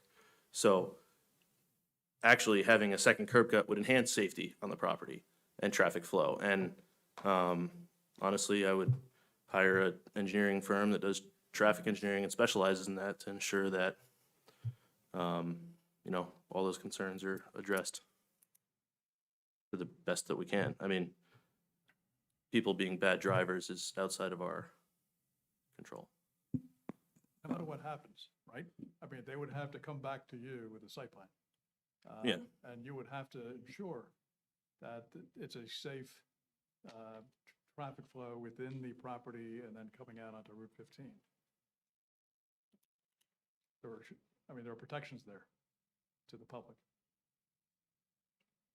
And I think they will. I'm sure we would have extensive discussions at that time about the specifics of any of the, you know, various buildings or lots or traffic flow at that time, and we'll deal with it together. Make something good. So any other questions from the Yeah, dais? I do while we're- actually. Yeah. Yeah, I have two questions. I have a few comments first I'd like to go through. So first, thank you for being here. I know this is not a formal hearing. Definitely acknowledge and appreciate you and your family's history in town, all of your contributions. I mean that sincerely. I know before there was a lot of reference by your planner, I'm sorry, I forget your name. We've heard a lot about the master plan and the ordinances, but have you considered that the master plan and the ordinances that you referenced a lot could be outdated and they may no longer be appropriate? They're not permanent forever documents, and pieces of them are quite old, and they're meant to evolve and match the needs of the community over time. We've all collectively noticed and witnessed a lot of significant development and changes, even in the last 5 or 6 years. I understand your point. And many in the community don't see that as optimal anymore, all that development, to the quality of life and the character of Sparta. There is a cumulative effect of development. So what was okay in the beginning when the first development came in, there is a cumulative effect of repeated additions to development that we need to acknowledge. And, you know, whether it's on water, threats to the environment or the aquifer, traffic, congestion, quality of life, what have you, the balance of that, of course, is economic development, which is great, and ratables and everything else, but there is a cumulative effect of development that we need to acknowledge. And I know this area is obviously very special to your family for a long time. So the first question is, I would like to know, aside from that property, what are your views on traffic and on increasing traffic and on the aquifer and protecting that resource and on the other possibly negative aspects to more development? I don't have it handy. I know, you know, it may seem like the development is a recent thing, but I know the development across the street was like 20 years in the making. It didn't just happen. You know, you see a building go up and the framing goes up and you're like, wow, that was quick. But extensive work and studies has been done in this area. Like the aquifer, I know that an intense amount of work was done on aquifer studies for the development across the street to ensure that nothing would hurt it. And there's one well here on this property, but there are more wells on the other side of the North Village development. So they studied extensively, and the aquifer that's pumped out of, I believe, is quite deep in the ground, and anything on the surface was found to basically have minimal or no impact whatsoever possible on that aquifer. We don't have public water where we are because we're too far off the beaten path, but we have a well, and we drink the same water. So no desire to do anything that would impact that, but I think a lot of times people have maybe a fear that we don't want to hurt it without taking the in-depth look of what actually would hurt it. And so, the job of the development professionals is to, help to explain to people and kind of dispel some of those fears because, while they may be good fears, sometimes we're afraid of things that aren't real. And looking at it that way. So environmentally, there's a reason why the DEP passed the laws that they did. That's why there's a 300-foot riparian zone to Class 1 trout streams. That's why there's, in our area, 150-foot exceptional resource wetland buffers that you really can't do anything for 150 feet to the edge of the wetlands.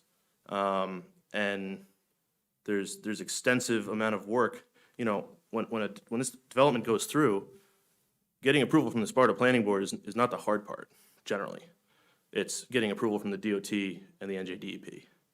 And from a standpoint of looking at this development, there's like probably 7 different agencies and reviewers that have jurisdiction over ensuring that there are no harms to the environment, no harm to the aquifer. Like, obviously, there's a burden at this body to protect those things, but there's actually a whole bunch of other people who do that too, and we have to pass muster on all of those levels.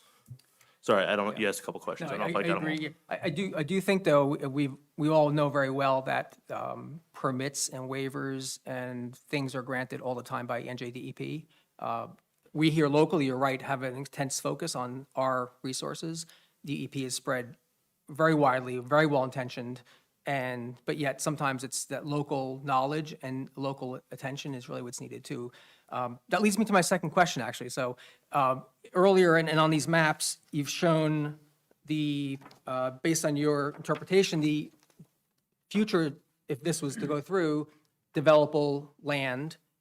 And what was the before and after? So, and assuming a lot of this looks like wetlands and wetlands transition areas. So first, I'm assuming that you're thinking there'll be no waivers and no permits, nothing beyond the strict interpretation, otherwise that blue goes down a lot. Well, there's no way to just get rid of transition area. That's not a thing. The only way that you can, and sometimes, and the DEP doesn't just casually issue permits, in my experience. Not casually, but they happen. Not in any development I've ever been involved with. But, they have a permit to, they call it a buffer averaging plan. So if you can say, hey, you're allowed under a buffer averaging plan to reduce the buffer to 50% in one area, but you have to make it up somewhere else. And when they review that, they don't just let you do it anywhere. If you can show that an area is not a valuable transition area, and then there's another area that's more valuable, they'll say, hey, that's a great idea, we'll move it over there. But the DEP reviews are very intensive, in my experience. So assuming that then, and assuming there's no changes to what's shown on here in terms of, to make it simple, blue and green, right, wetlands and transition areas. So what is the before developable land, assuming that large swath of wetlands and all the buffers that you talked about? What is the true before number, not 37 acres, because we all know it's a lot smaller because 18. Just looking at this, it's 18? Okay, and then with this proposed, it becomes, I believe Jessica had mentioned 16. yeah, so it was 16? Well, We go down about 7, It went down by according 7? to our, The- down the- to 7 acres. the majority of the lost area here is at the bottom left, where you impose the 300-foot buffer zone. Yeah, but the whole bottom right is basically wetlands, and the Yeah, center. So and it's there's the bottom. there's a little piece of, there's like a triangular kind of peninsula in the middle that gets chopped by the 300-foot buffer, and then the whole back left side, where you kind of butt up against the back end of the Gale Court development. And that's the section right next to the wellhead. Yeah, those are, well, right next to it, but it's a pretty big area. I guess our problem is we can't figure out what the planning board's purpose is on these things. Like, yeah. So if you ignore I know you have an orange line here, right, for a 300 front yard setback, assuming you're going to build in the back. So ignore that for now. So what is the remaining developable land using a You haven't done exact calculations. Yeah. 50-foot setback in the front? I'd have to do the math. What's the loss? The 18 and 16 acres includes the front, so you lose, it's hard to give you an exact acreage as to what you lose. But again, our question is more, I guess, for you of what's the purpose of just further restricting it from what was done only 5 years ago? We can't figure out why these constraints go toward environmental and traffic that you're talking about. Unless it's to eliminate development, then of course there'll be no traffic or environmental impact. But we can't figure out from a commercial point of view how this constraints that you're seeking to impose help with traffic, how that's a traffic matter, or how it's an environmental matter. The constraints are already there in the wetlands. There's no need to add a buffer over the wetlands on something they can't do with anyway. And the areas then continuing across, you're wiping out swaths of area that would otherwise be available for development. And that's the concern. And we can't figure out the justification. And at least on the limited record that we've been able to see so far on your proceedings, and it's not your fault, it's just that they're not available yet for us to really review thoroughly, we can't figure out your rationale. And that you can definitely educate us on that, because we're willing to hear what the reasoning is.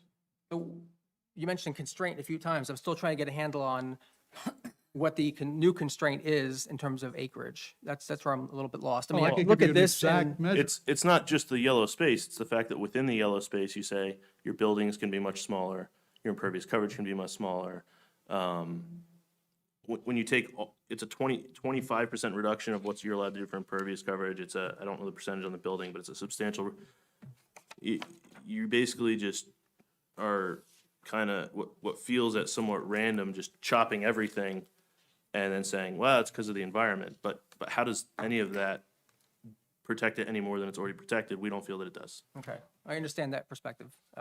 I think it's not just for environment, though. I think there's other concerns beyond that, about traffic, about congestion, about the level of development. We can talk more about that down I the road. would but- recommend you direct those actually, questions to the no, I'd like DOT. to hear that now. Yeah. Can you explain that? What are those other reasons? Well, environment is one, right? Oh, but you said other Yeah, reasons. congestion, traffic, increased traffic. You said So- other reasons. Dealing with reduction in development. I think. Those are two big ones, right? So the amount of traffic that is coming here will bring congestion to the roads, right? The amount of impervious surface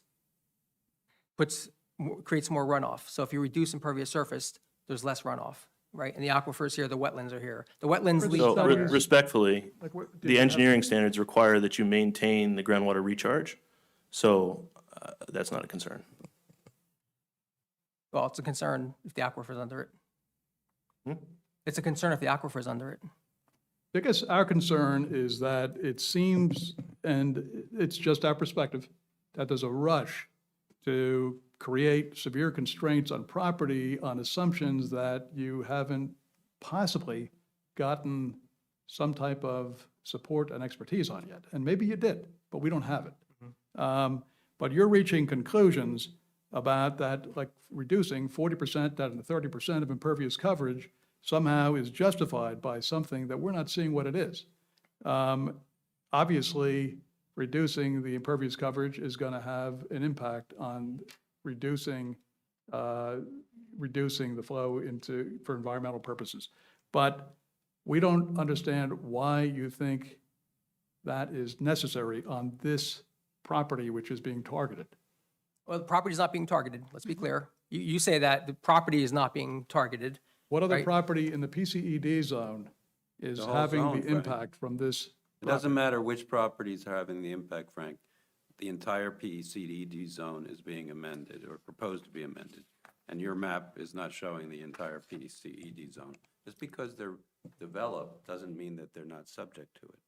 And they can redevelop subject to it. So Okay, I should say immediate impact. I think the inquiry you're making is not going to be it's Actually- not the purpose of this meeting. Oh, no, I The understand. purpose of this meeting is for you and Eric, who is an engineer and I respect highly, to tell us what you would like to do with the property. So I thought it was a discussion, It is. because it feels more like a grilling. I thought from you only, as far as I'm No, concerned. but I So I'm stopping I that, asked- I'm stopping that grilling now, and No, I, that's- and I'm deferring to your experts, Eric, and your planner, if you would like to add more, to try to explain your vision of what your property would be used for. Perhaps, maybe you need another exhibit or something. But Eric explained it fairly well, so we have that. Okay, Just so one- let's just one- focus on what you would like to do with the property. But there is a clarification, Tom. And by the way, you can ask for variances from conditions, you can ask for variance from from setbacks, you can ask for variance from coverage. And I don't really agree with Jessica. There are many zones in Sparta, including commercial zones in the town center, that use very low coverage, very, very low coverage. 7%, 4%, things like that, in order to get an open space as part of the overall tract. So you would look at the town center limited business and the town center professional business zone to see those techniques of using coverage on large tracts as a way to further tampen down the impervious coverage, to further enhance green space, even if private. And I don't think that you'd require Jessica to donate this to the township to be dedicated to open space along the front. So think in terms of what would you like to ask for? What do you propose to do before you start packing? We don't want any changes, because theoretically you could convince the board and the township council to make changes to the proposed changes, but you may not. And so that's why we're here, so, among other reasons. So focus on what you'd like, maybe. But before we focus on that, just for one clarification. So the 300-foot setback only applies to properties that are 25 acres or more. That's correct. So that does not, That does apply, and it is in part exactly what I told you before. It is protecting the, the green space of the property and protecting the wellhead protection area, which is directly adjacent to that yellow area that you don't want to be in the red area. So, but that is a setback for which a C variance could be sought. So for you to say we can't do anything, that's something you can explain in a C variance application as well. But you're not even saying yet what you want to build. So maybe what you should do is focus in on what you'd like to build, or at least get site plan approval for, and ask for the relief under any ordinance for that. That way you get closer to being able to show exactly what you would like to build. I think what we're suggesting is that the changes to the ordinance don't seem to have, in our opinion, an understandable purpose from a good planning perspective. We even hired a professional planner to help us understand it, and we're left just as confused as before. And sure, we can request variance relief, but the purpose of good planning is to allow for developments that don't require relief, because that's the ideal type of development. Lots of developments require it, and I've done it before, and we'll do it again in my career.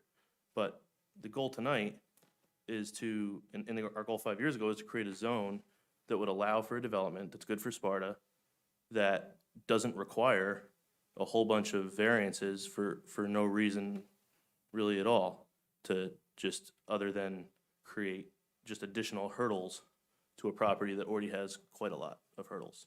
So while I can't tell, so like Celeste, you had asked about like what we want to do. So I can't tell you what variances we Like an need. example is you're concerned about 20,000 square foot limit versus 40,000 square foot limit for the building. Mm-hmm. And you say other buildings have 35,000. So is that what you would like, is 35,000 square foot buildings along the road going out to Gale Court? And if so, do they fit in that area of the yellow that is covered by the red? What size would fit there? I haven't developed a site plan, so I can't answer know, that question. and I don't think you're there yet, but I don't think you have to use assumptions that everything is so negative. That's what I'm trying to encourage you to do, is use assumptions that if you lay it out like it works, maybe there's a way to do it. Is it correct that you need a D variance if you request a variance of building size in excess of 10% beyond what the ordinance allows? Only height. Only height, okay. Only I height. thought density as 10% well. of- Or is that, 10% of the height, or 10% or 10 feet, whichever is greater, I believe, but basically that's for height, not for the size of building. Building size is a C variance. I'm not suggesting you're going to ask for a C variance. I don't even know if you could fit a 35,000 square feet building in the space that is yellow underneath the red next to the road that you may not have to build. Towards the rear of the property, you absolutely could. Okay, so that, why don't you lay that out? Why don't you propose what you would like to do that is somehow you feel should be identified in the ordinance as being somehow different, somehow, Because we somehow were changed. forced into this And I don't think, by conversation the at way- this I don't think, time by the by way- your actions. I don't, nobody's forcing you. I mean, it just. So, Tom, just a So couple I of, actually want to bring it back to the dais for a minute because there are a few other questions up here. Yeah. And I think that might give us a little bit more clarification before we continue to have a battle of the attorneys. Yes, if I may, I mean, I think the intent of this meeting was for you to voice your concerns about the proposed changes that you feel are impacting or have the potential impact to your property. You know, prior to, you know, looking at both scenarios, have you done a highest and best use of those parcels before and after the proposed, and/or looked at other market analysis or market feasibility studies that may have changed due to market conditions and the types of developments you're looking for? Because right now, we're just speculating. We hear, I think you've made your presentation and the point of the reason why you're here tonight very clear. I've listened to every word.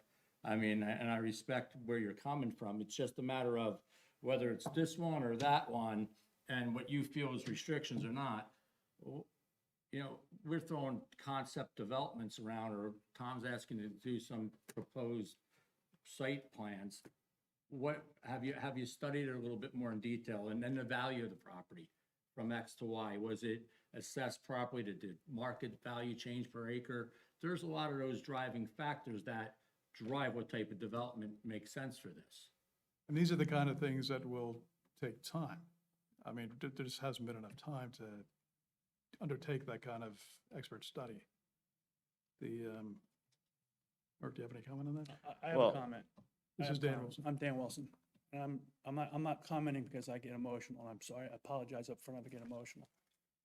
But I have to strongly disagree with you, Mr. Collins. We did not come here to propose a concept plan. That was not what was agreed upon at the meeting, at the planning board meeting. We That's why asked- we're here, though, sir. Well, it was changed. We agreed, You can talk about whatever you'd like to in a Can I speak, concept. please? Yes. without interruption, please. We came to the meeting because these proposed plans severely restricted my mother's property. Mr. Blumetti made it a request, or made it a demand that we not submit an application. We do not have an application. We're not prepared to give an application. We're not prepared to give a concept plan. We don't have a concept plan. I don't think I requested that. I'm sorry. Well, then That you submitted an application? you No, Madam- demanded that no, we the- not At the council meeting, submit an application until we had this meeting. that we had to give an assurance that there would be no applications. And then it was extended again It because. wasn't a demand, it was a request that you agreed to. Sure. Yeah, and that Request. was taken into account by the council I that changed my evening. word from demand to request. But we agreed to not submit an application, which is we're not prepared to give a concept plan. He's basing his knowledge on his engineering ability, his professional, he's a smart kid. He's my son. Yes, he is. He's trying to give answers based on your questions. Well, we have questions that we want answered. And that's my impression of why we came here tonight, was to get some questions answered as to what was the rationale, what is the purpose? And Mr. McGovern, our attorney, just asked that question. What was the reasoning for the 300-foot buffer, which we started to get an answer and then we pulled back? If we're not going to get any answers to any questions, I think the meeting's in vain. Well, no. So I'll shut up now.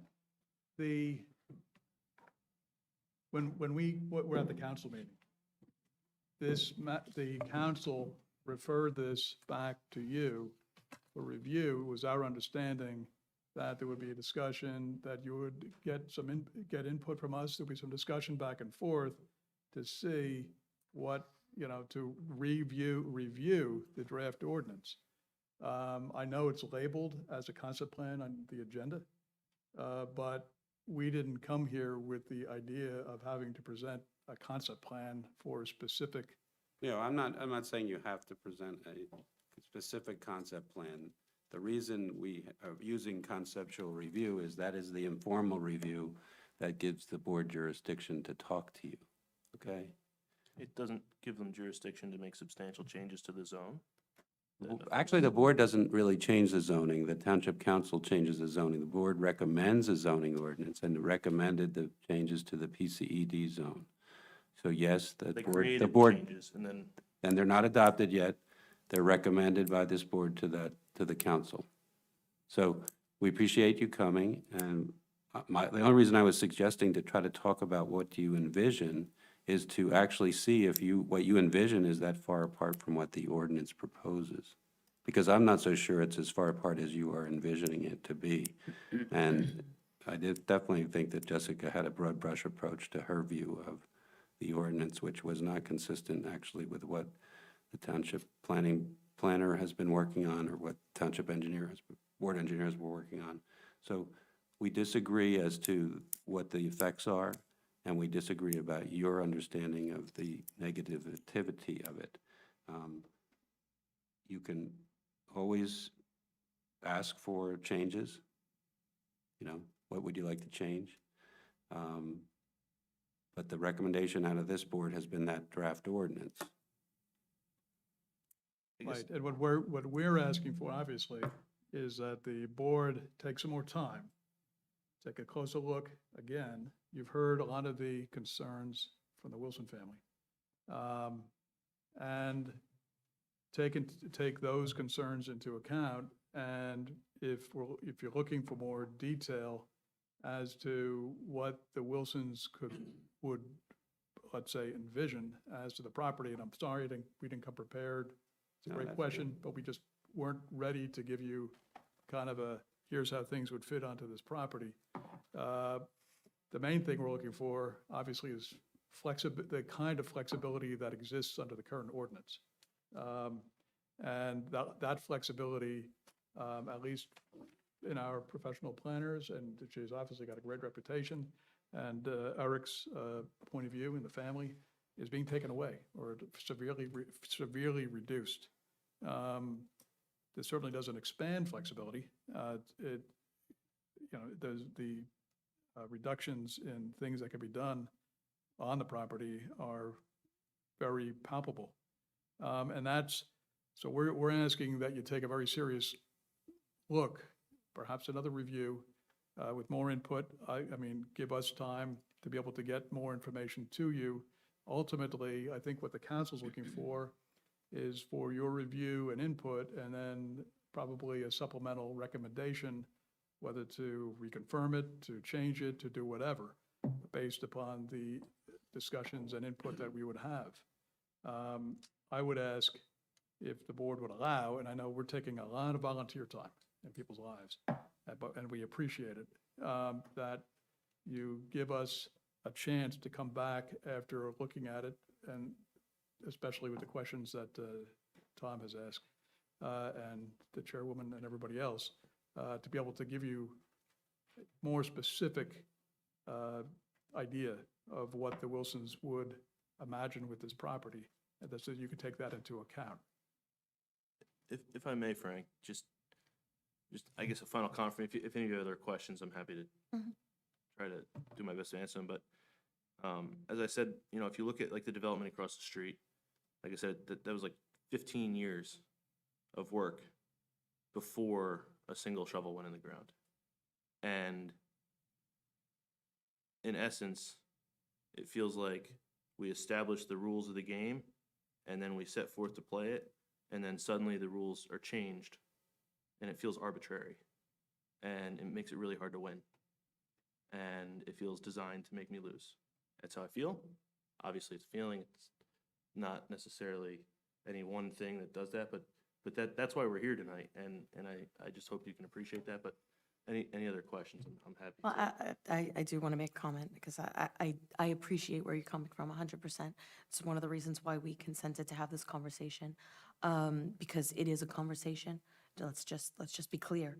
This is not a adversarial situation. This is a collaboration. I think one of the takeaways needs to be, if we're gonna find a middle ground, the only way we can do that is together.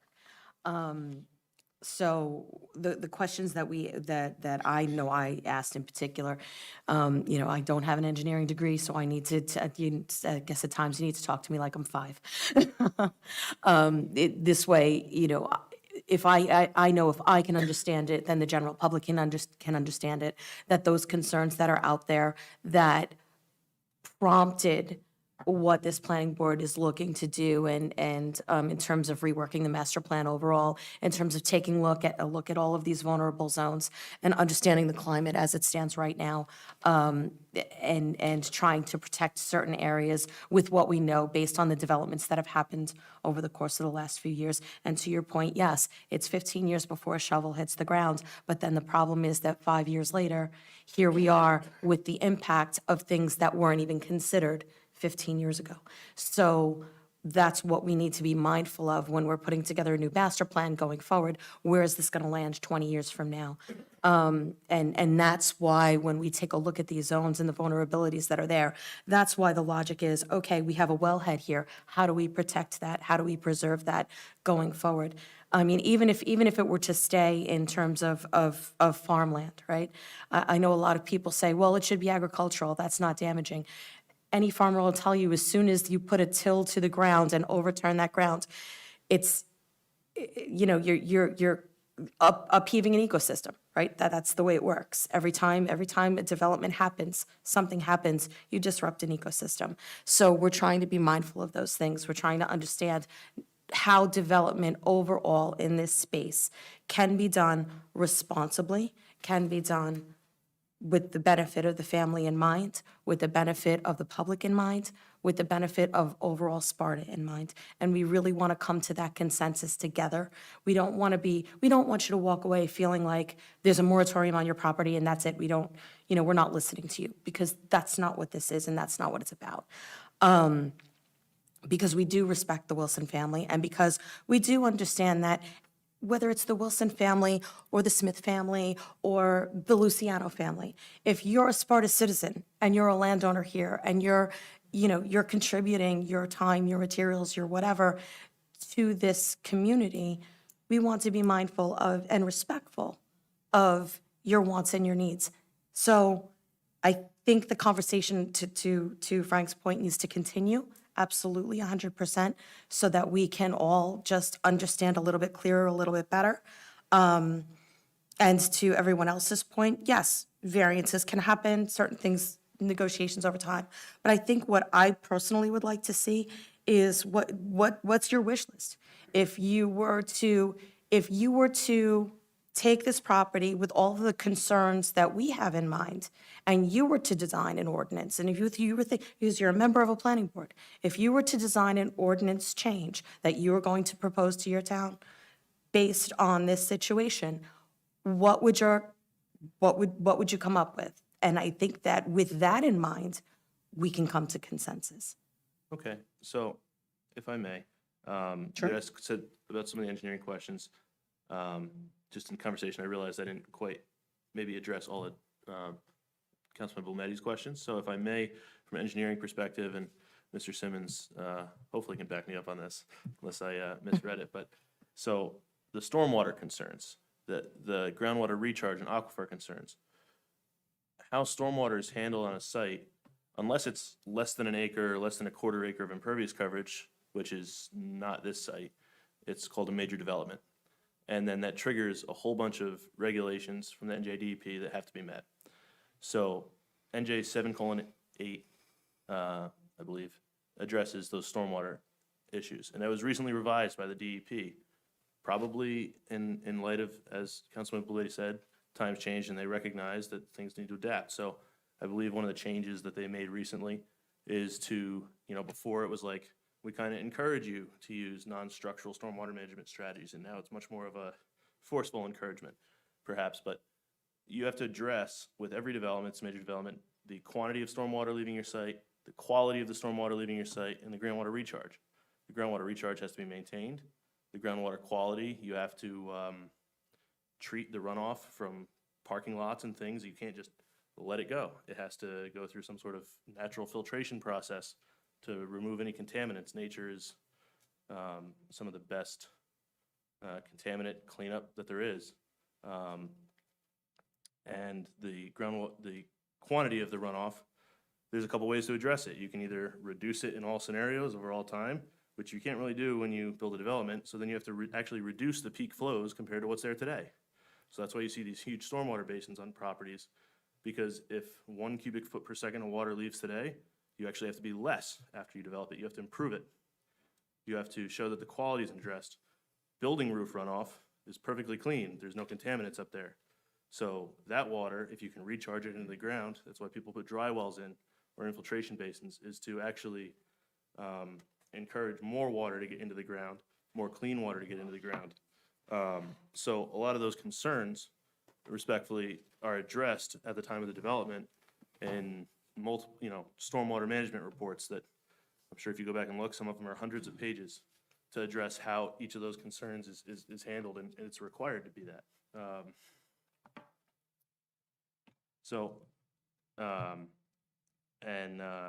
To your last question about the wish list, we're happy to do that, but obviously we can't do that tonight. Right, and I think that this is a great first step in moving forward with the process and understanding more of what your wants and needs are in terms of the property, and how we can come to an agreement on what's best for the space and for Sparta overall. I don't think that that's I don't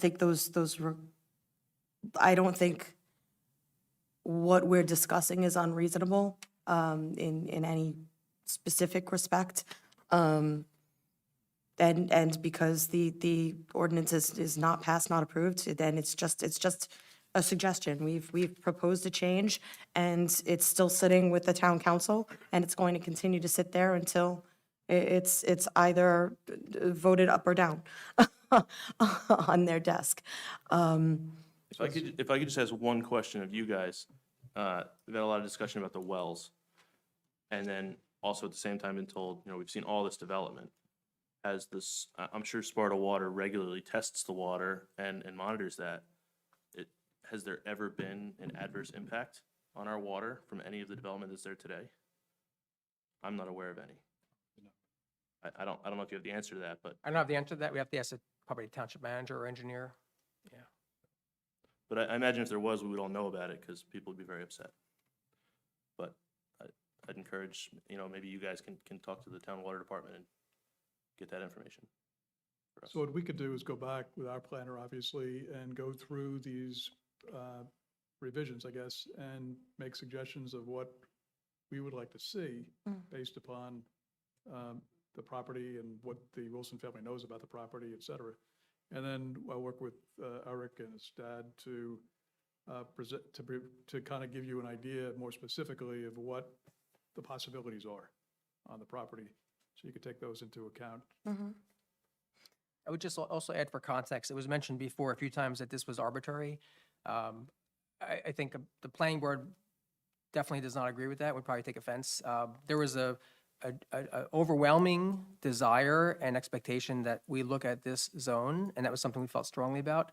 We engaged our professionals as well, so our attorney, our planner, a lot of volunteer time and finances were spent to look at what was best for the community in terms of this zone. So I disagree with the word arbitrary, just so you know the context as well. And there still is that concern and that need out there. So if we are going to delay, and I don't want to see anyone have a win-lose situation as well. Eric, you mentioned before about Right. winning, I don't losing. believe this I don't is a like that win-lose either. situation either. But I will say that there is still a ticking clock in our minds that we are concerned about, my words, maybe overdevelopment, whatever, we can call it whatever we want. We can talk at length about pros and cons. But I would say that if we are at risk of delaying for the process and then having this, again, go up for sale or be sold, then I think that's not really something that we'd feel would be fair either on our end. So I guess we would continue. I'm not going to demand, we're not going to demand. We would ask that if we are going to spend more time and have another conversation, I think that's the right thing to do. But we also would want an assurance as well that in the middle of that process, nothing's going to change dramatically where it's, No, we understand that. There's not going to be any application while you're reviewing this. We appreciate your time. One last thing before you walk away. I would like to open it up to the floor for any potential questions for the public to address any of their concerns. This way, when you walk away with a holistic view of what it is that people are looking for and what we need. All right, questions or comments? Yeah. Hi, my name is Ron Peoples. I live in Lafayette, Fiddler's Way, 35 Fiddler's Way. I hope when this is all done, that, both sides are happy, because I would understand the Wilson side that they made a significant investment and they should be able to benefit from that investment. I completely agree with that. My concern is safety. I see Route 15 all the time. And I think that Mr. Wilson had mentioned the daily traffic accidents on Route 15. I see them. And correct me if I'm wrong, but there's been traffic studies that has been the result of the diamond chip discussions, right? And correct me when I'm wrong. It's my understanding that the traffic studies, the results have come back that the traffic's already been exceeded for Route 15. So if that is the case, then I don't, I just want to throw out for safety purposes that there needs to be a result that does not have a negative impact on traffic. Because I'll tell you, from my perspective, I think that the situation is decisions were made, ShopRite went in and all of these other, these other stores, and then we realized that a mistake had been made. We had not taken into consideration the amount of traffic that's going to be the result of this. And now we're going back and we're trying to say, okay, we made a mistake. Okay. And now we're looking at, this is going to result in more traffic. But I think we need to take into consideration that the mistakes of the past, should not result, in mistakes in the future. And I understand that, compatible uses from across the street from ShopRite and things like that. I totally get it. But the bottom line is, just because that's across the street doesn't mean that we add more after we've realized our mistakes. So I just wanted to state that because it's a safety hazard. I live in Fiddler's Way. Not only do I see, the results of, if you look at the guardrails, they're destroyed in Demarest. Happens all the time. I can sit back, sitting by my pool, listen to the traffic, and all of a sudden, bam, there's another one. Let's go see, right? Let's see what's happened. That's what life is right there on 15. So I just want to throw that out so that everybody is aware. Thank you for the time. Thank you for the comment.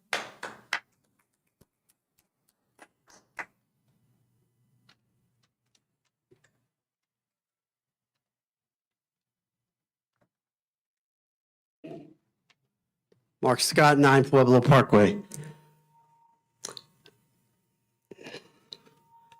I just wanted to ask why the Wilsons haven't met with the State Agricultural Development Committee. The representative from the committee has contacted the Wilsons' lawyer, and the Wilsons should at least sit down with him and hear what they have to say. Could that be done? Or is that a meeting you would take? Yeah, I've talked with the SADC, and I'll be talking about it with my client further. Okay. Thank you. What has the impact been already of development that's been there? We had the environmental what was it, the Highlands Commission, Highlands Council. They were in here, they gave us a very extensive report of the many, many pockets of deficits of water that we have there already. I mean, there's concerns. And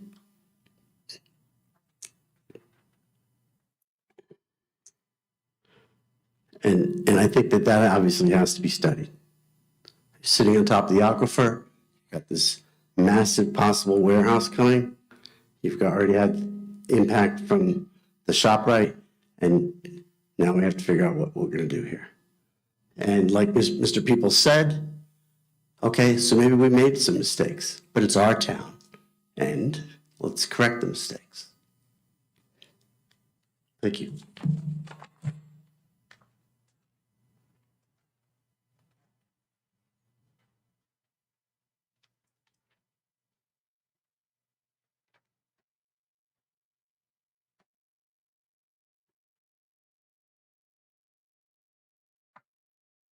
Good evening, Barbara Gomes, Links Court. I thought it might just be valuable after hearing all of this really good conversation about development and in town and with people that own the property and have given so much to the community, that I think people know your property when it was the Sunflower Farm. And I know you don't want to hear that people want to hear it. We want you to keep it a farm. But the impact of the other properties around that have made us really appreciate that as a history of our town. And if there was some way that, well, anyway, if you can't even work with that, I just wanted you to know, people love you for that. Thank you. Just a comment about that, I think the traffic was worse with the sunflowers, but.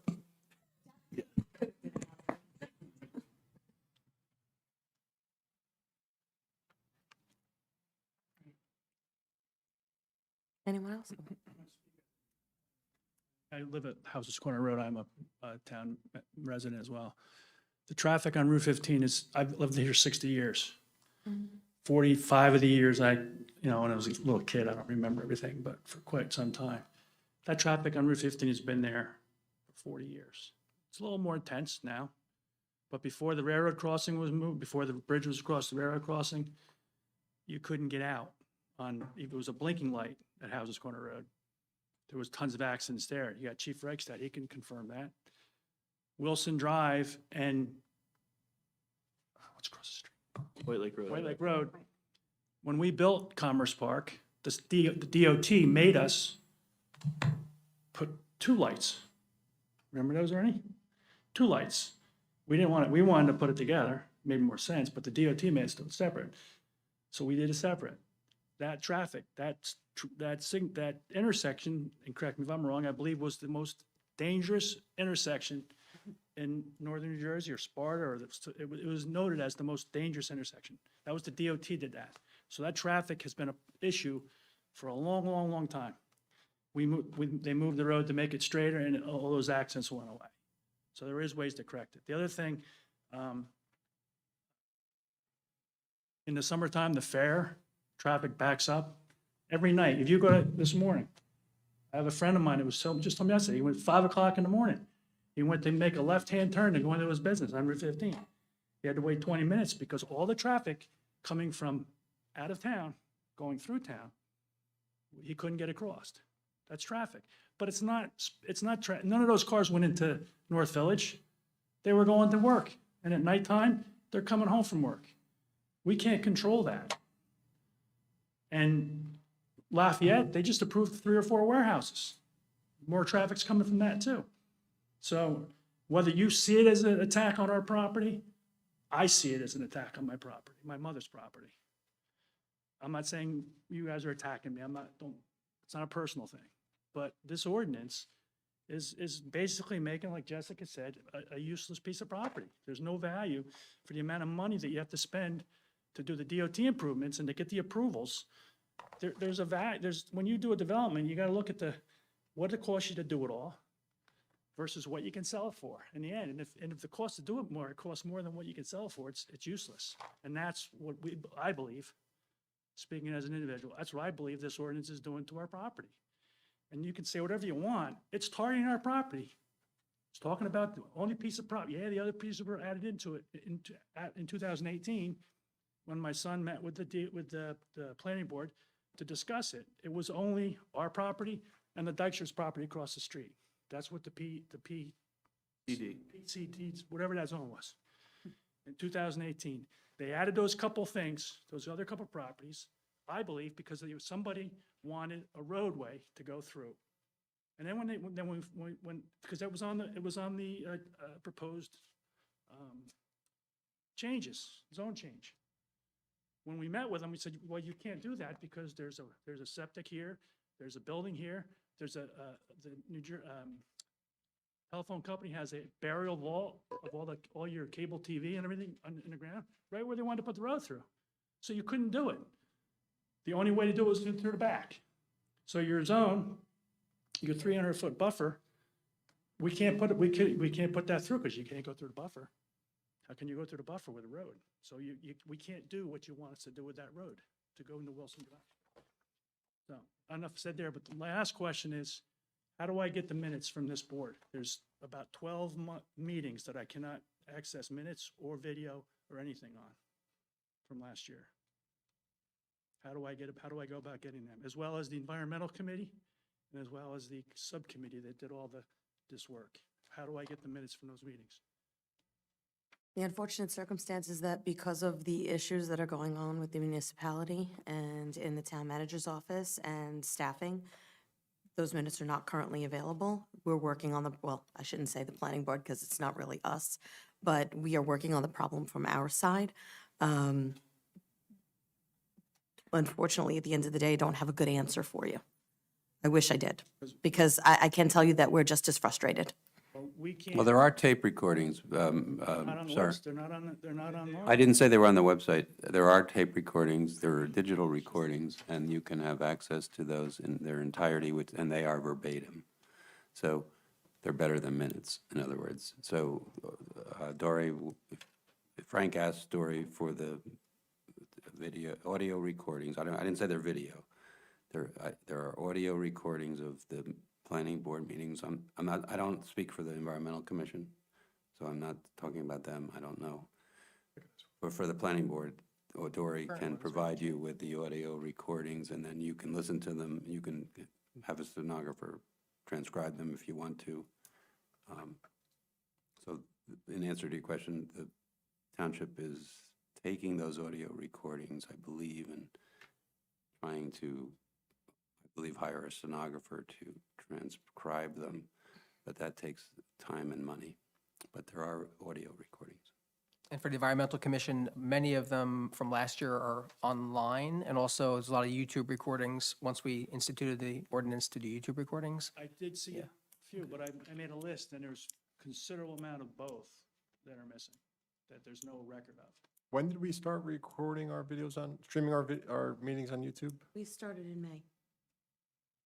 I think our original proposal from the subcommittee should be on YouTube. And each meeting after that. Yes, the presentation from the presentation regarding Yep. the This one. PCED proposal will definitely be on YouTube. Thank you for your time. Thank you. Anyone else in the public? Good evening, Kathy Ebbinghaus, Scudder's Road. During the testimony tonight, or I shouldn't say testimony, during the discussion tonight, excuse me, you said you wanted to take advantage of the traffic that's already there on Route 15, Mr. Wilson.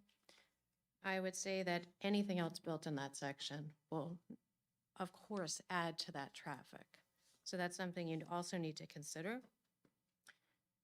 And finally, I'll leave you with this. If you really do care about this town the way you say you do, you won't add any more traffic to the problem we already have. Thank you.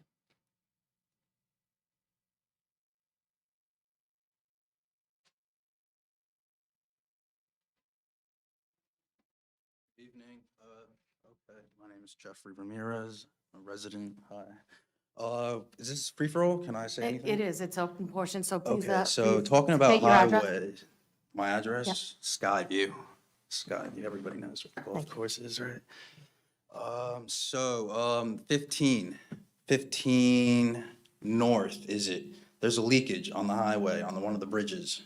How could I help to correct that? How do we bring in investments to fix that leakage? Because it's been going on for like over a year, 2 years, and it doesn't look nice in our township, a leakage that could be fixed.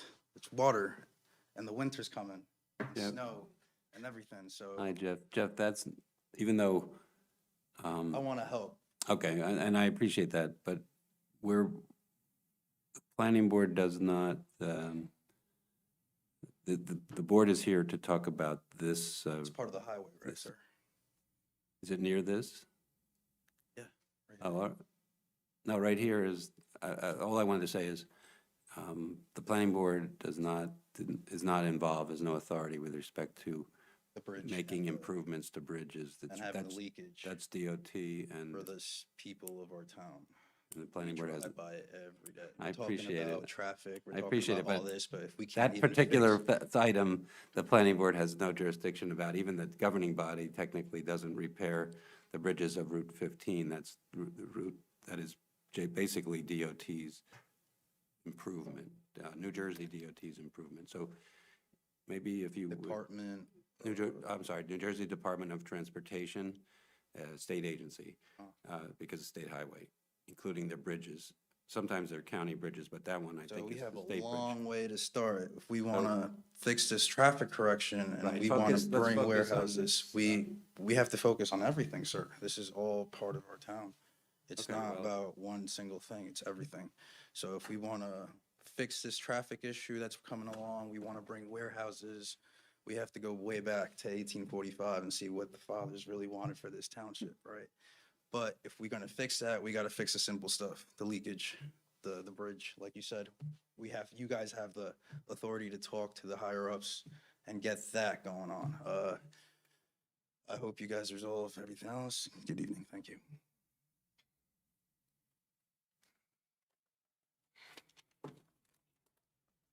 Okay, anyone have anything else relative to the proposed PCD zoning standard and the Wilson property?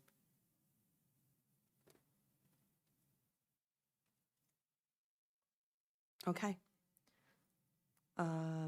Anything else from Wilson family or representatives? No more representatives. No, no more representatives? Just to say thank you for the time, that's all. Thank you. And any other last questions from the dais? Is everyone? So thank you very much for being here with us. And like I said before, I think this is a great opening to the conversation. I really think we can come to a decision that's beneficial for everybody all around. We just need to keep talking. Could we contact? You can contact administrator? Dory.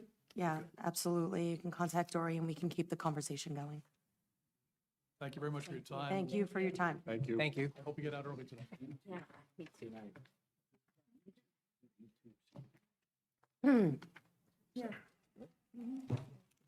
We're going to take a 5-minute recess.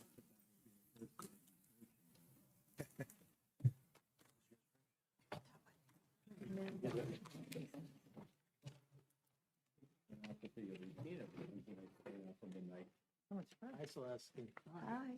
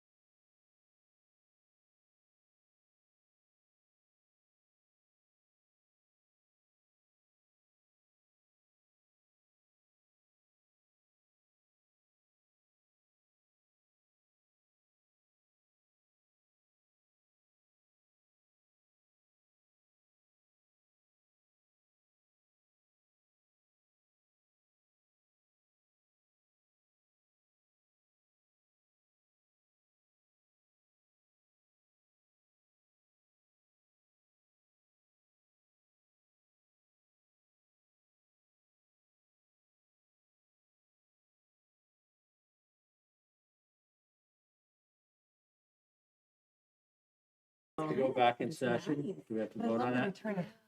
Well, we were just taking a recess, so I don't think it's an official motion, but.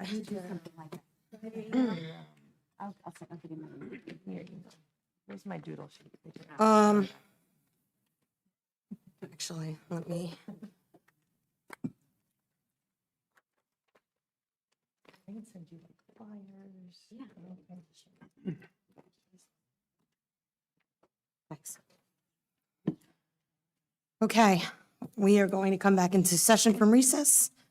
We had an item on the agenda regarding ordinance 18-53H for parking design standards, review and discussion. We're going to be moving that to our meeting on November 1st due to time constraints. And I will ask that all board members please be familiar with that portion of the ordinance for that discussion on November 1st, please. Which portion again? And actually, they moved it to that. The parking. Oh, right. Yeah. You know, indoor recreation, having a different. Okay. So with that, I would like to open the floor to the public for items that are not on the agenda.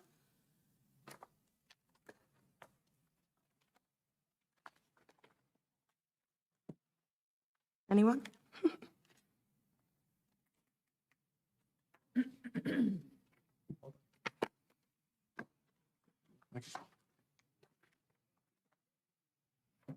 Okay, that being said, we are going to have an executive session this evening to discuss attorney-client privilege matters and contract issues. There will be no action taken subsequent to the closed session. May I have a motion to enter closed session? So let me just dictate a resolution for that, Madam Chairman. Actually, we have a written resolution that that basically says the following. It says that we are motion to go into closed session pursuant to Section 7 and 8 of the Open Public Meetings Act to discuss matters of attorney-client privilege communication, pending litigation, Diamond Chip Realty LLC versus Township of Sparta Planning Board, and a non-dash versus Township of Sparta Zoning Board and Planning Board and Diamond Chip Realty. The matters to be, and personnel, the matters to be revealed to the public upon completion of all litigation and appeals and the removal of the need for confidentiality. Is there such a motion? I'll make a motion. So we have a motion and a second? Yeah, second, I'll second. A roll call, please. Roll call vote, please. Councilman Dean Blumetti? Yes. Jeanette Burke? Yes. Vice Chairman Ronde? Yes. Christine Dunbar? Yes. Bill Enright? Yes. Justin Canella? Yes. Angela Cassie? Yes. Chairwoman Celeste Luciano? Yes. Ernest Ragsdale? Yes. And Mike Simon? Okay, great. Good night.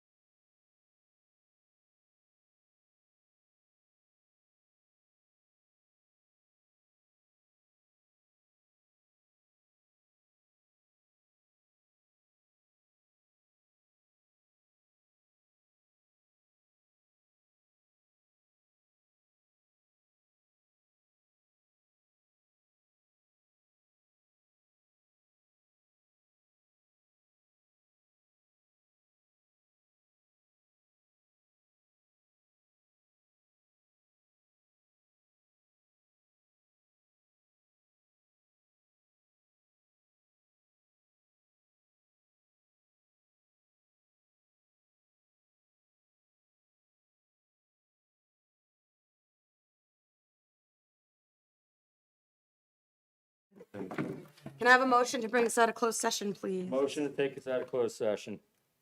Second? Yay or nay? Yay. Yay. Okay. So let us, now that we are out of closed session. We have to open the door. Door's already unlocked. Those are all up for. Come in. Come in, anybody out there? So if we were to unlock the doors. Mark's It's probably still unlocked. out there. It is unlocked, okay, great. So now that we are back in open session, can I have, Ernie, can I have a motion to adjourn? To adjourn. Second that. All right. All right. Aye? Aye. Aye. Aye. All right.